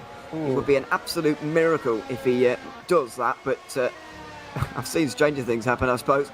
He is leading right now. He's in contention for his first ever FSR race win. I mean, he's used 3 hard compound tyres so far, so surely not. But even so... We can dream. We are dreaming a little bit, or I am. It's a bit of a shame, really. Another pole position for Braxtock. Looks like the search for a race win is going to go on a bit longer, though. Yeah. Again, a great lap in qualifying, but Dennis Jordan to the right-hand side, not even really put up much of a fight. Braxtock knows what sort of a race he's in, and I think it's more trying to solidify a top 10 than anything into the pit lane, and that's going to be a short stint on the mediums to the end. But the people he's fighting with, Jordan, Spork, Schluter, Block, Muricek, all just completely fly past him. The 3-stop was definitely the wrong call. Looks like it. Braxtock might well do quite well to finish inside the top 10 at this rate. We see if we can get 2 Ferrari Esports team drivers inside the top 5 here, because everyone's going to be behind Mark Schluter over the next few laps. Colin Spork's gotten through on him quite quickly, but now, and Yannick Butt will likely do the same. But what about David Mocek and Alex Siebel as well? It's 4 drivers fighting for 3rd place out of the opening 5 turns of the course, and now Yannick Bock is going to be able to get through. This will be an easy move, but what about the rest? What about Mrocek and Siebel? Can they stay with Yannick Bock and challenge for that podium? Maybe so. Of course, Schluter is going to act like the perfect rear gunner for virtual drivers by TX3. They've been fighting so hard to get themselves into the top 5 for this season. Now they've got a driver onto the podium already on the defence. Schluter has Mrocek, who just darts around the outside of him as if he stood still, going through the old pit straight into Kopp's corner. So Mrocek is through. Now it's down to Alex Siebel. How quickly can he dispatch of Schluter and then get onto the back of Bock, because Mrocek has done that nicely, nice and quick with haste, and now he's touching on the DRS range of Bock. And well, look out for Siebel. Look at the pace of that Ferrari. Oh, that was a late move from Sutra as he tried to defend. Didn't really defend from Mrocek or Bock there, but Siebel had a bit of work to do. He is inside the top 5, and now Sutra comes into the pit lane finally, so maybe that was his only role, just help Bock in his quest for a 3rd place. It's going to be a big battle to the end, though. David Mrocek and Alex Siebel are both going to want that position, and I would imagine the 3 of them are going to stay pretty much together for the remaining 10 laps of this race, all fighting over that final spot on the podium. Dash to the end between the 3 of them. Bock obviously is going to want it and hang on to it for the first podium of their season. And now Mrocek and Siebel are hotly in pursuit. Siebel obviously searching for his first top 5 of this season, 8th and 9th so far. So would be, love to stand on the first step of the podium here for the British Grand Prix. And, well, it's been, just a straight out fight between pretty much all of these cars since the start of this race. And now this is really where the tension starts to rise, because this is really where track position starts to matter. This is where your moves start to mean something. And if you can get in front, you've got an easier time of staying in front. Yeah, it feels like in the opening portion of the race, everyone was very cordial in terms of the overtakes and letting people through and all that kind of thing. That is all going to go away now. It's absolutely gloves off kind of stuff. Mrocek still close enough to Bock to get that bit of slipstream and DRS. They both are, in fact. Siebel does as well. But now it's a little bit about how you conserve your hybrid energy as well. Because it's something you've got to manage for the very first time in the VCO World Championship for 2023. We've never seen it before. It's a new thing to contend with for each of the drivers. And as we've seen in some previous races, you can really get it wrong. And if you do end up in the race with absolutely nothing left, and some of those drivers do have a little bit something to give at the very end, you can see positional changes as everyone's just draining the battery in the final laps. Yeah, I'm a little bit concerned of Yannick Simicic. I mean, he's up there in 6th. That's probably going to be his ceiling for the day. But talking on hybrid deployment, how much he's been using throughout the course of this race, and quite significant bursts of pace as well from the Slovenian. So, yeah, as we've touched on, Silverstone, a very thirsty circuit.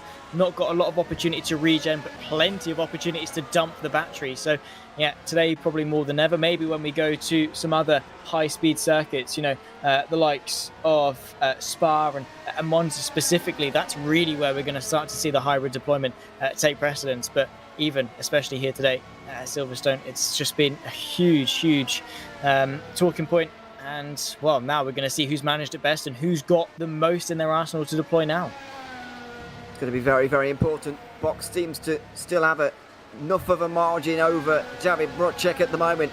Out of Chapel Corner now. And he's once again weaving to try and keep the slipstream away. Of course, legally weaving. Well, I guess in that case it's not weaving, is it? It's just a little bit of a move to break the toe, I guess.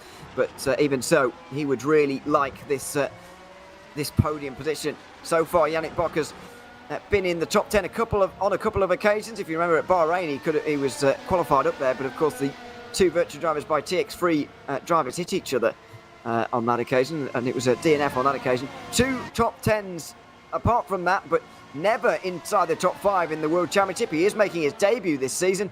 This will be a famous podium for him if he could hang on, because 2 of the series veterans now, David Mrocek and Alex Siebel, have been here for a long time, and they've got some experience under their belts trying to find their way through into 3rd. And Mark Sutra is trying to get 2 virtual drivers by TX3 vehicles inside the top 10. He's going to have a bit of a stretch to manage that in the remaining laps. Yeah, he is. He's got about 4 seconds. Well, 3.5 to Berlak, that's for 11th, and then 2 more seconds to Jan Grankvist for the top 10. So a big task ahead for Schluter, but Skowron definitely is an attainable target with the DRS, maybe a bit of hybrid in the mix as well. He pulls out to the left-hand side into Brooklands. It's not really too hard fought from Skowron, and Schluter is now up into 12th place. It's been a good day in the office for Virtual Drivers by TX3, especially with Yannick Bog in P3. Can he hang on to it though? Can he keep those tyres in a nice window? Can he keep himself in a nice window from sort of a mental state of things, not succumb to the pressure? Because having Rocek and Siebel behind you definitely isn't an easy task. Robin Panzer now on our screens, in no longer a not driving for Burst Esports anyway, as Cam Roger is here, you can see bringing up the rear in 22nd. It's race clutch now for Robin Panzer. He's been at Burst for quite some time, starting in the 2022 World Championship where he was driving for Burst, and now driving for Race Clutch in 2023. He is back up front for the fight in the podium places. Bock, Rocek, Siebel with 7 laps to go, including the one that they have just started. As Sport brings the leading gap below 2 seconds. Can Dennis Jordan hold on there? We'll wait and see, as that's a developing battle. It's a very real and live one for Yannick Bock right now. Rocek and Siebel still not close enough to him, really. They're at that frustrating distance where they've got the DRS. They can see the car in front, but they're nowhere near close enough to really attempt anything at this stage. Maybe they're just trying to save what little battery they can for an all-out assault a little bit later on, using the slipstream and the DRS of Bock in order to somewhat be able to do that, hang back for a little bit and then go for it, maybe with a couple of laps to go. But at least for now, Bock is dealing with the pressure very, very nicely, controlling the pace of this train quite nicely, and, well, keeping himself nice and composed going forward. But still got about 5.5 laps left to go.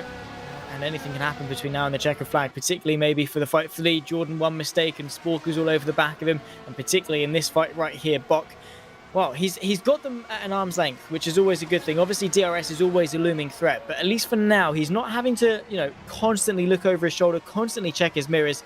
But now he can just focus on the driving, which is always a good thing. It is out through the final corners now for 6 laps to go. Dennis Jordan with 1.8 seconds ahead of Colin Spork. That leading battle is just starting to linger. Another half-tenth gained by Colin Spork on that lap. It was a 32.3 from the both of them, but Spork did that just a little bit better. It was in the middle sector where he really gained the time. He was about a tenth quicker than the driver in the lead. As we go on board with Jonas Braxok, who's got all the speed right at the end. He's looking for 7th place ahead of Jake Denahan right now, who at the moment is losing just the 1 point to Joni Simoncic in his championship lead. He could well be losing 2 if Jonas Braxok is able to make this move and go through into 7th. Yeah, well, this is probably the day that Denahan wanted to gain points on Simoncic, not limit the amount of points he was losing to Simoncic. With Simoncic obviously starting a little bit further down, P10 or 11, I think, at the end of qualifying.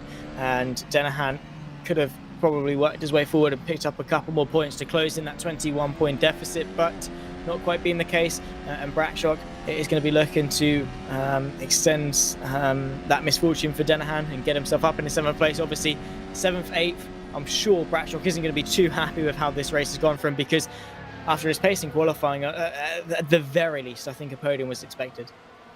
Absolutely. By the way, in 8 appearances at the British Grand Prix for Joni Simoncic, he's only been inside the top 3 on 3 occasions. Inside the top 5 on 3 occasions, and it looks like that's going to become 3 out of 9 over the course of today's race. So, real surprisingly off record for him around this circuit. Don't know what it is, but he has won around here in 2021, where anything he touched turned to gold, pretty much. Not the case in 2023 either. He will be losing points. And by the way, as they run right now, Dennis Jordan would be gaining 15 points on Simoncic, and he'd reduced a 22-point championship lead for Simoncic to just 7 by the end of the day. This is a big day for the World Championship. It is. Dennis Jordan has really risen to the occasion and has now brought Simoncic back into an attainable gap for him. And Simoncic, of course, this will be his first race off the podium outside the top 2, which is insane. But I think he's done the best job given the circumstances, given that poor qualifying. A P6 it's still the championship lead, but it's not the gap that he would want at all. So he's got to make sure he's firing on all cylinders going forward into the second half of the season. But Jordan really bringing the heat, really potentially given us a spark for a championship fight, especially if Jordan continues this form and just goes from race win to the next. Still 3 for third. 4 laps to go at the line. Bock, Mrocek and Siebel absolutely in that order, as they have been for quite some time now. And there's the view of Dennis Jordan. Gap down to 1.6 at the time, but you'd imagine with 4 laps to go he would have enough here. Spork would need to close in by nearly half a second a lap really to have enough laps to really have a go.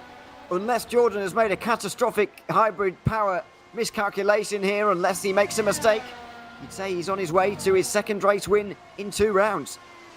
I'd say so, but don't count it out just yet.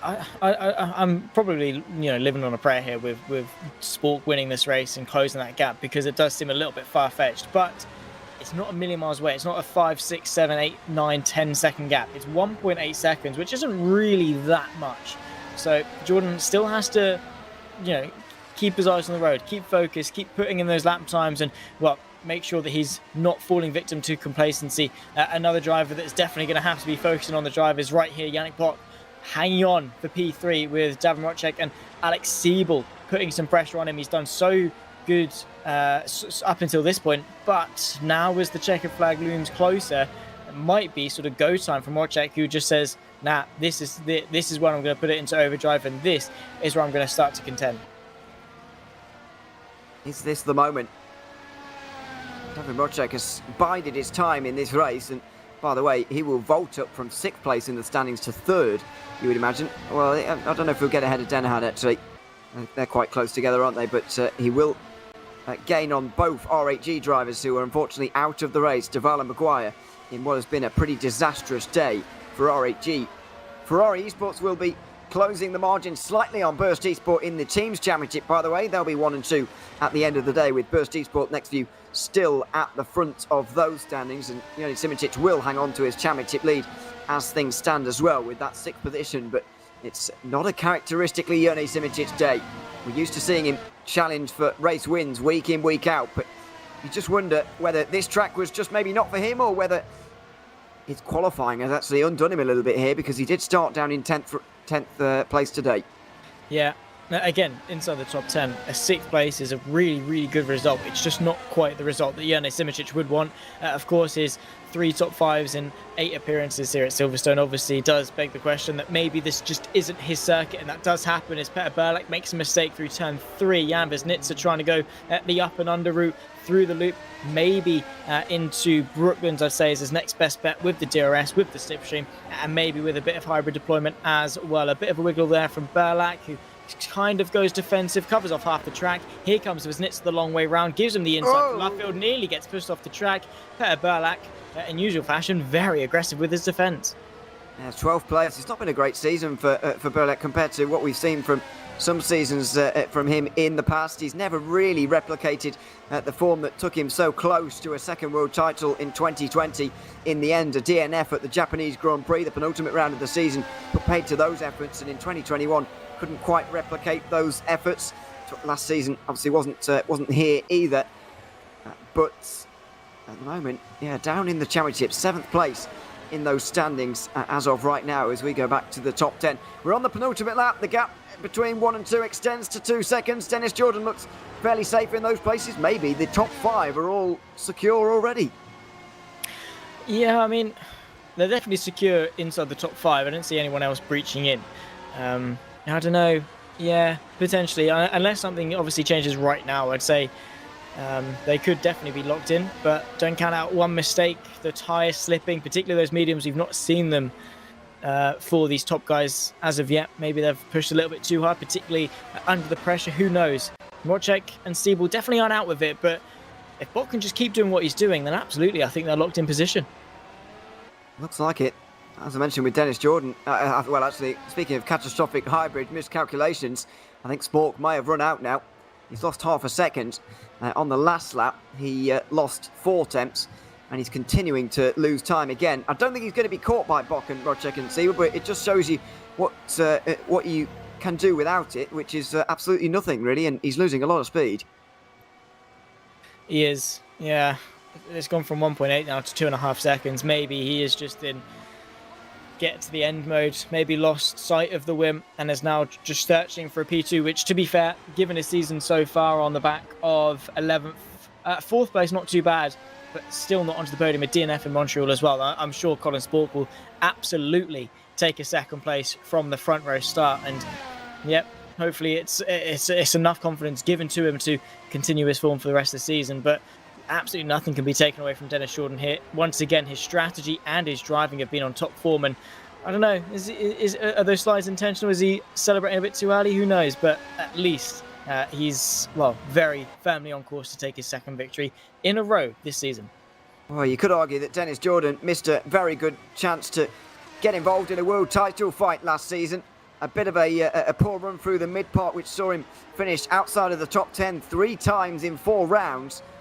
Saw him slip away in a classic fight between Colin Spork and Alex Siebel, who he ended up having to help. On this occasion, it could be Dennis Jordan out of the two of them who's involved in the title fight, because as things stand, he would close the championship margin to Jone Simincic to just 7 points and get as close as he has been for quite some time to a World Championship lead. He is the man in form, winner of the Canadian Grand Prix with a combination of strategy and speed.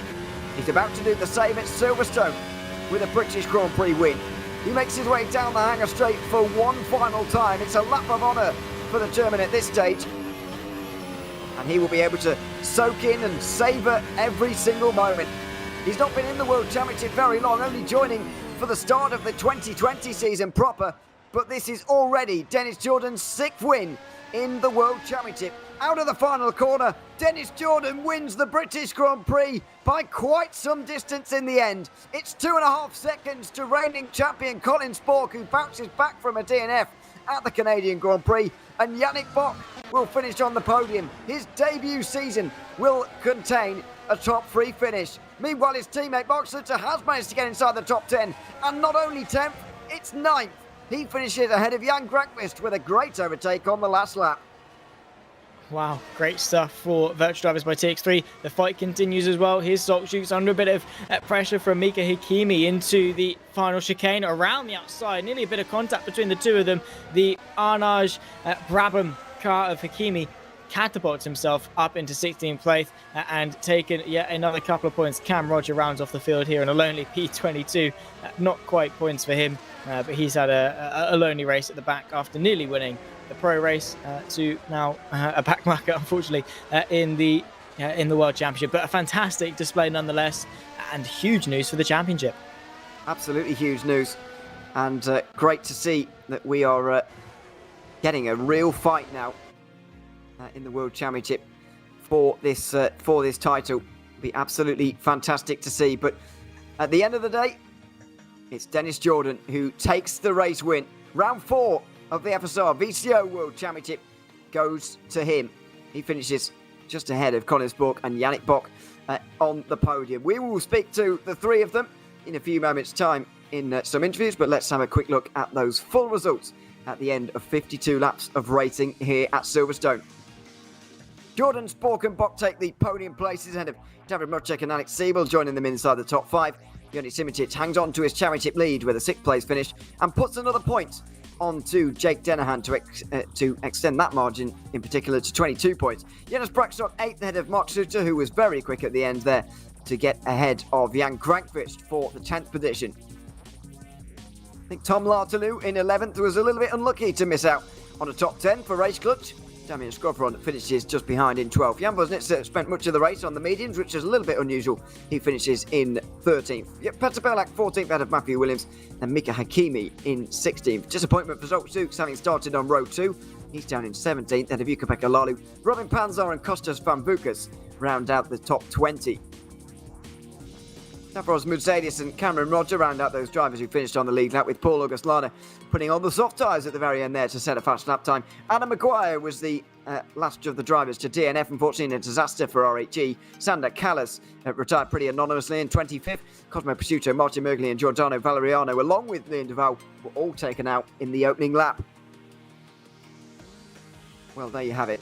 The 29 drivers all getting to the end of the, well, not all of them getting to the end, but all of them at least shown in our results here. A decent race here, Zach. I mean, a lot of waiting around in that one has got to be said, and not too much difference in terms of the strategy, not too much battling either, unfortunately, in the end. However, it was a decent race and very encouraging news for the World Championship. It's not going to be all Jone Simicic's way.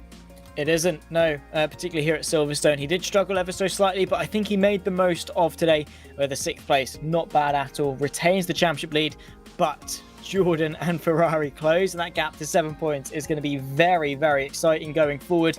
Some ups and downs, I think, for the likes of Virtual Drivers by TX3, Yannick Bock and Schluter both having a really good day with their podium and top 10 respectively, but also on the complete contrast of that with RHG having a completely abysmal double DNF. So it's been a day of highs, it's been a day of lows. It's been a really good race to cap off round 4.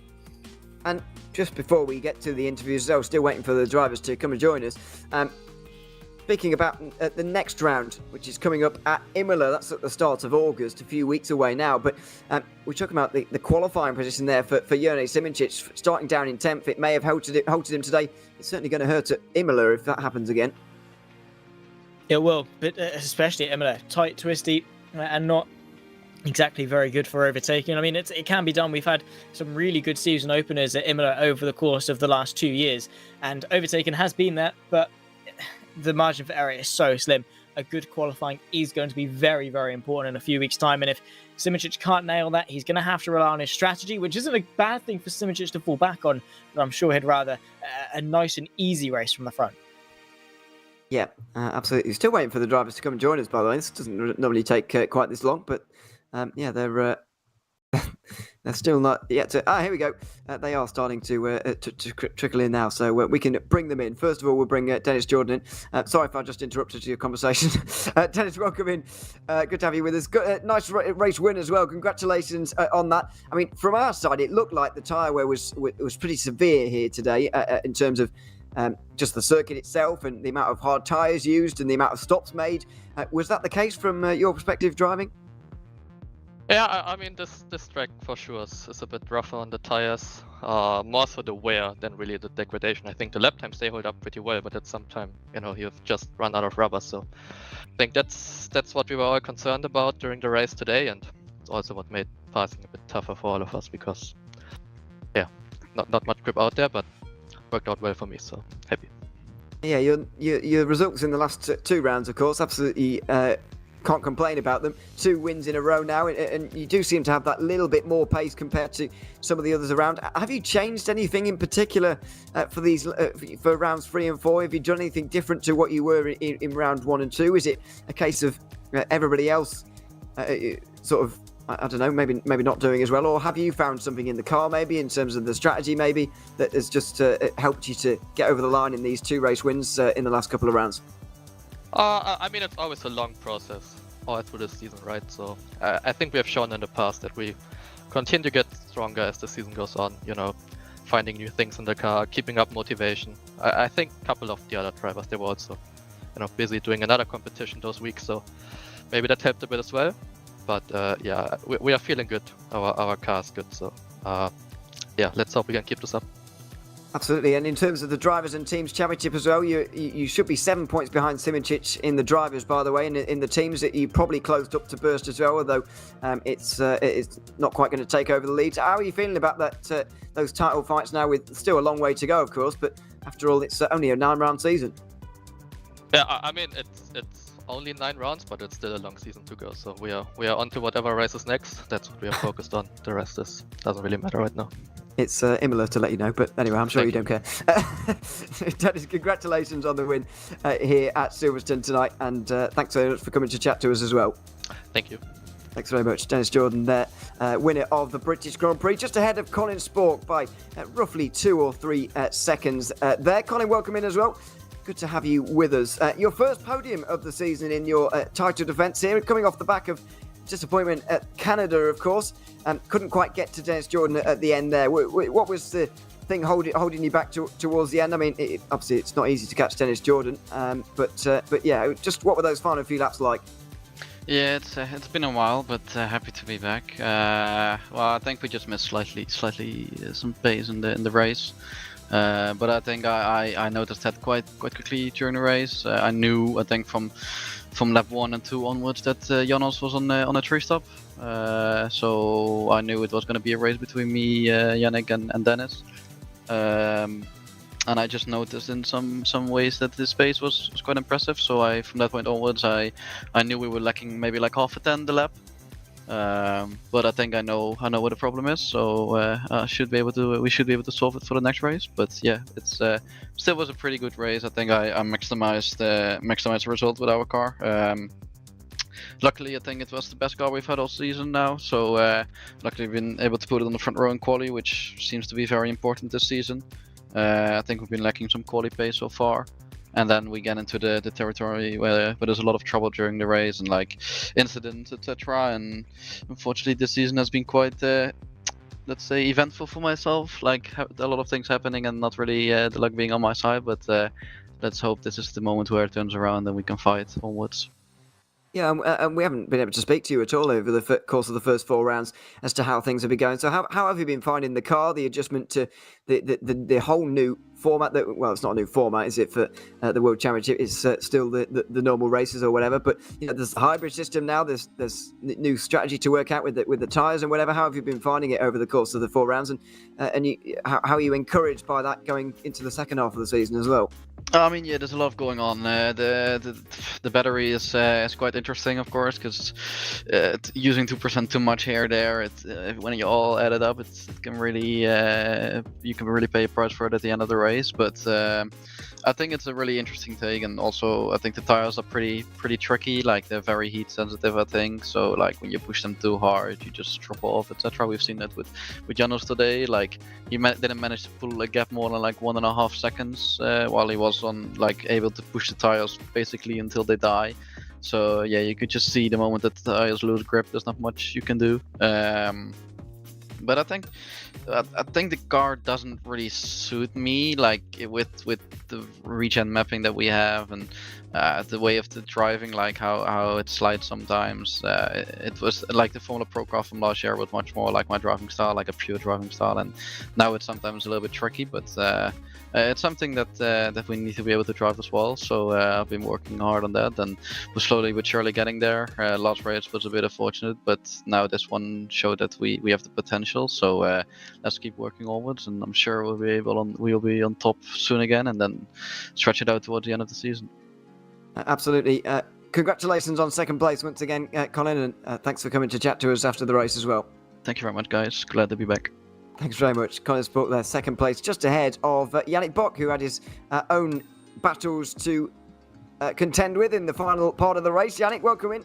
Good to have you with us for the first time in the FSR World Championship. You're on the podium here, and it's good to have you here. It was a good battle towards the end between yourself and David Mrocek and Alex Siebel as well. Just tell us about how it was in terms of defending around this circuit, because in the end they didn't even get alongside you at that point. Just what was it that you were doing that was able to keep them behind for so long?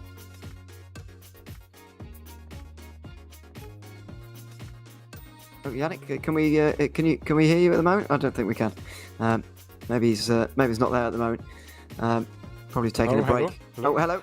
Yeah, sorry, I was pushed to talk. Just a question. I was running low on battery in the last stint, and I think the other could like save in the stint before and with DRS and stuff. So I was just trying to use as less as possible that they are like not alongside on the first straight, and I think our car was a bit better in the S's, so I had like a small gap on the Henker straight, which always like led to that they couldn't pass me on that straight. And yeah, in the end, I think he tried on the first DRS zone with a late dive.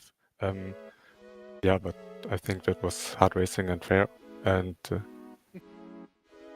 yeah, absolutely. How have you found the season as a whole? First of all, you've obviously making your debut in the season as a whole, as a full season in the World Championship. It's obviously new car for everybody else, but you're just coming in. How have you found the season? How have you found the series over the first 4 rounds? yeah, I think the pack is pretty good. Very very high skill level in this league, and I'm enjoying like driving against these high-class drivers. In the first race, I had a bit bad luck, and in Canada, for example, we had no pace, and this leads like to not really good results at the moment. But today, I felt quite good. I tried some setup things, and yeah, it worked out in quali and in the race finally. And yeah, I hope we can like stay high and yeah, finish like this in the upcoming races.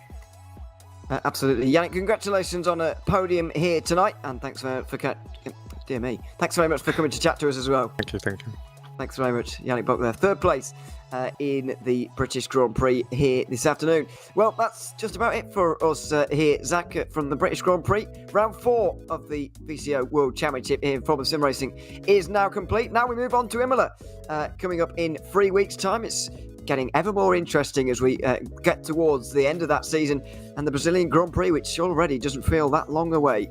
It really doesn't. The season has already flown by. We're already 2 months in, approaching the halfway mark. It's been a fantastic season, so close, so competitive, great cars, and a great field of drivers as well. Fantastic job today. Silverstone was a great way to sort of round off round 4. Bahrain, Spain and Canada before it were great, and now we get to look forward to the sprint all the way to the end of just the most historic circuits in motorsport. So yeah, bring on the rest of the season. Absolutely. We will be back once again in a few weeks' time for the San Marino Grand Prix at Imola, so make sure you join us for that. We'll be back on the Formula SimRacing channels once again for the Academy Pro and World Championship races. But for now, we will bid you our farewells. I've been Neil O'Leary alongside Zach Sweeney with Daniel Costello behind the cameras all afternoon. And until we see you again in a few weeks' time for the next round at Imola, it's goodbye for now.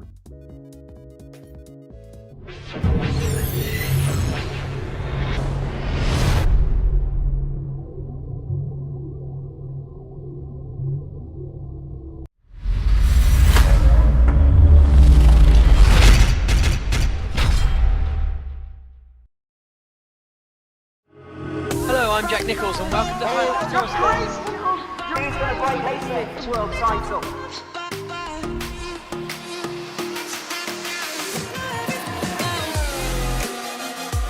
For my Gosby! Oh, he's done it! And Look at these two go. Itchy Hoy is going to do it! His first victory!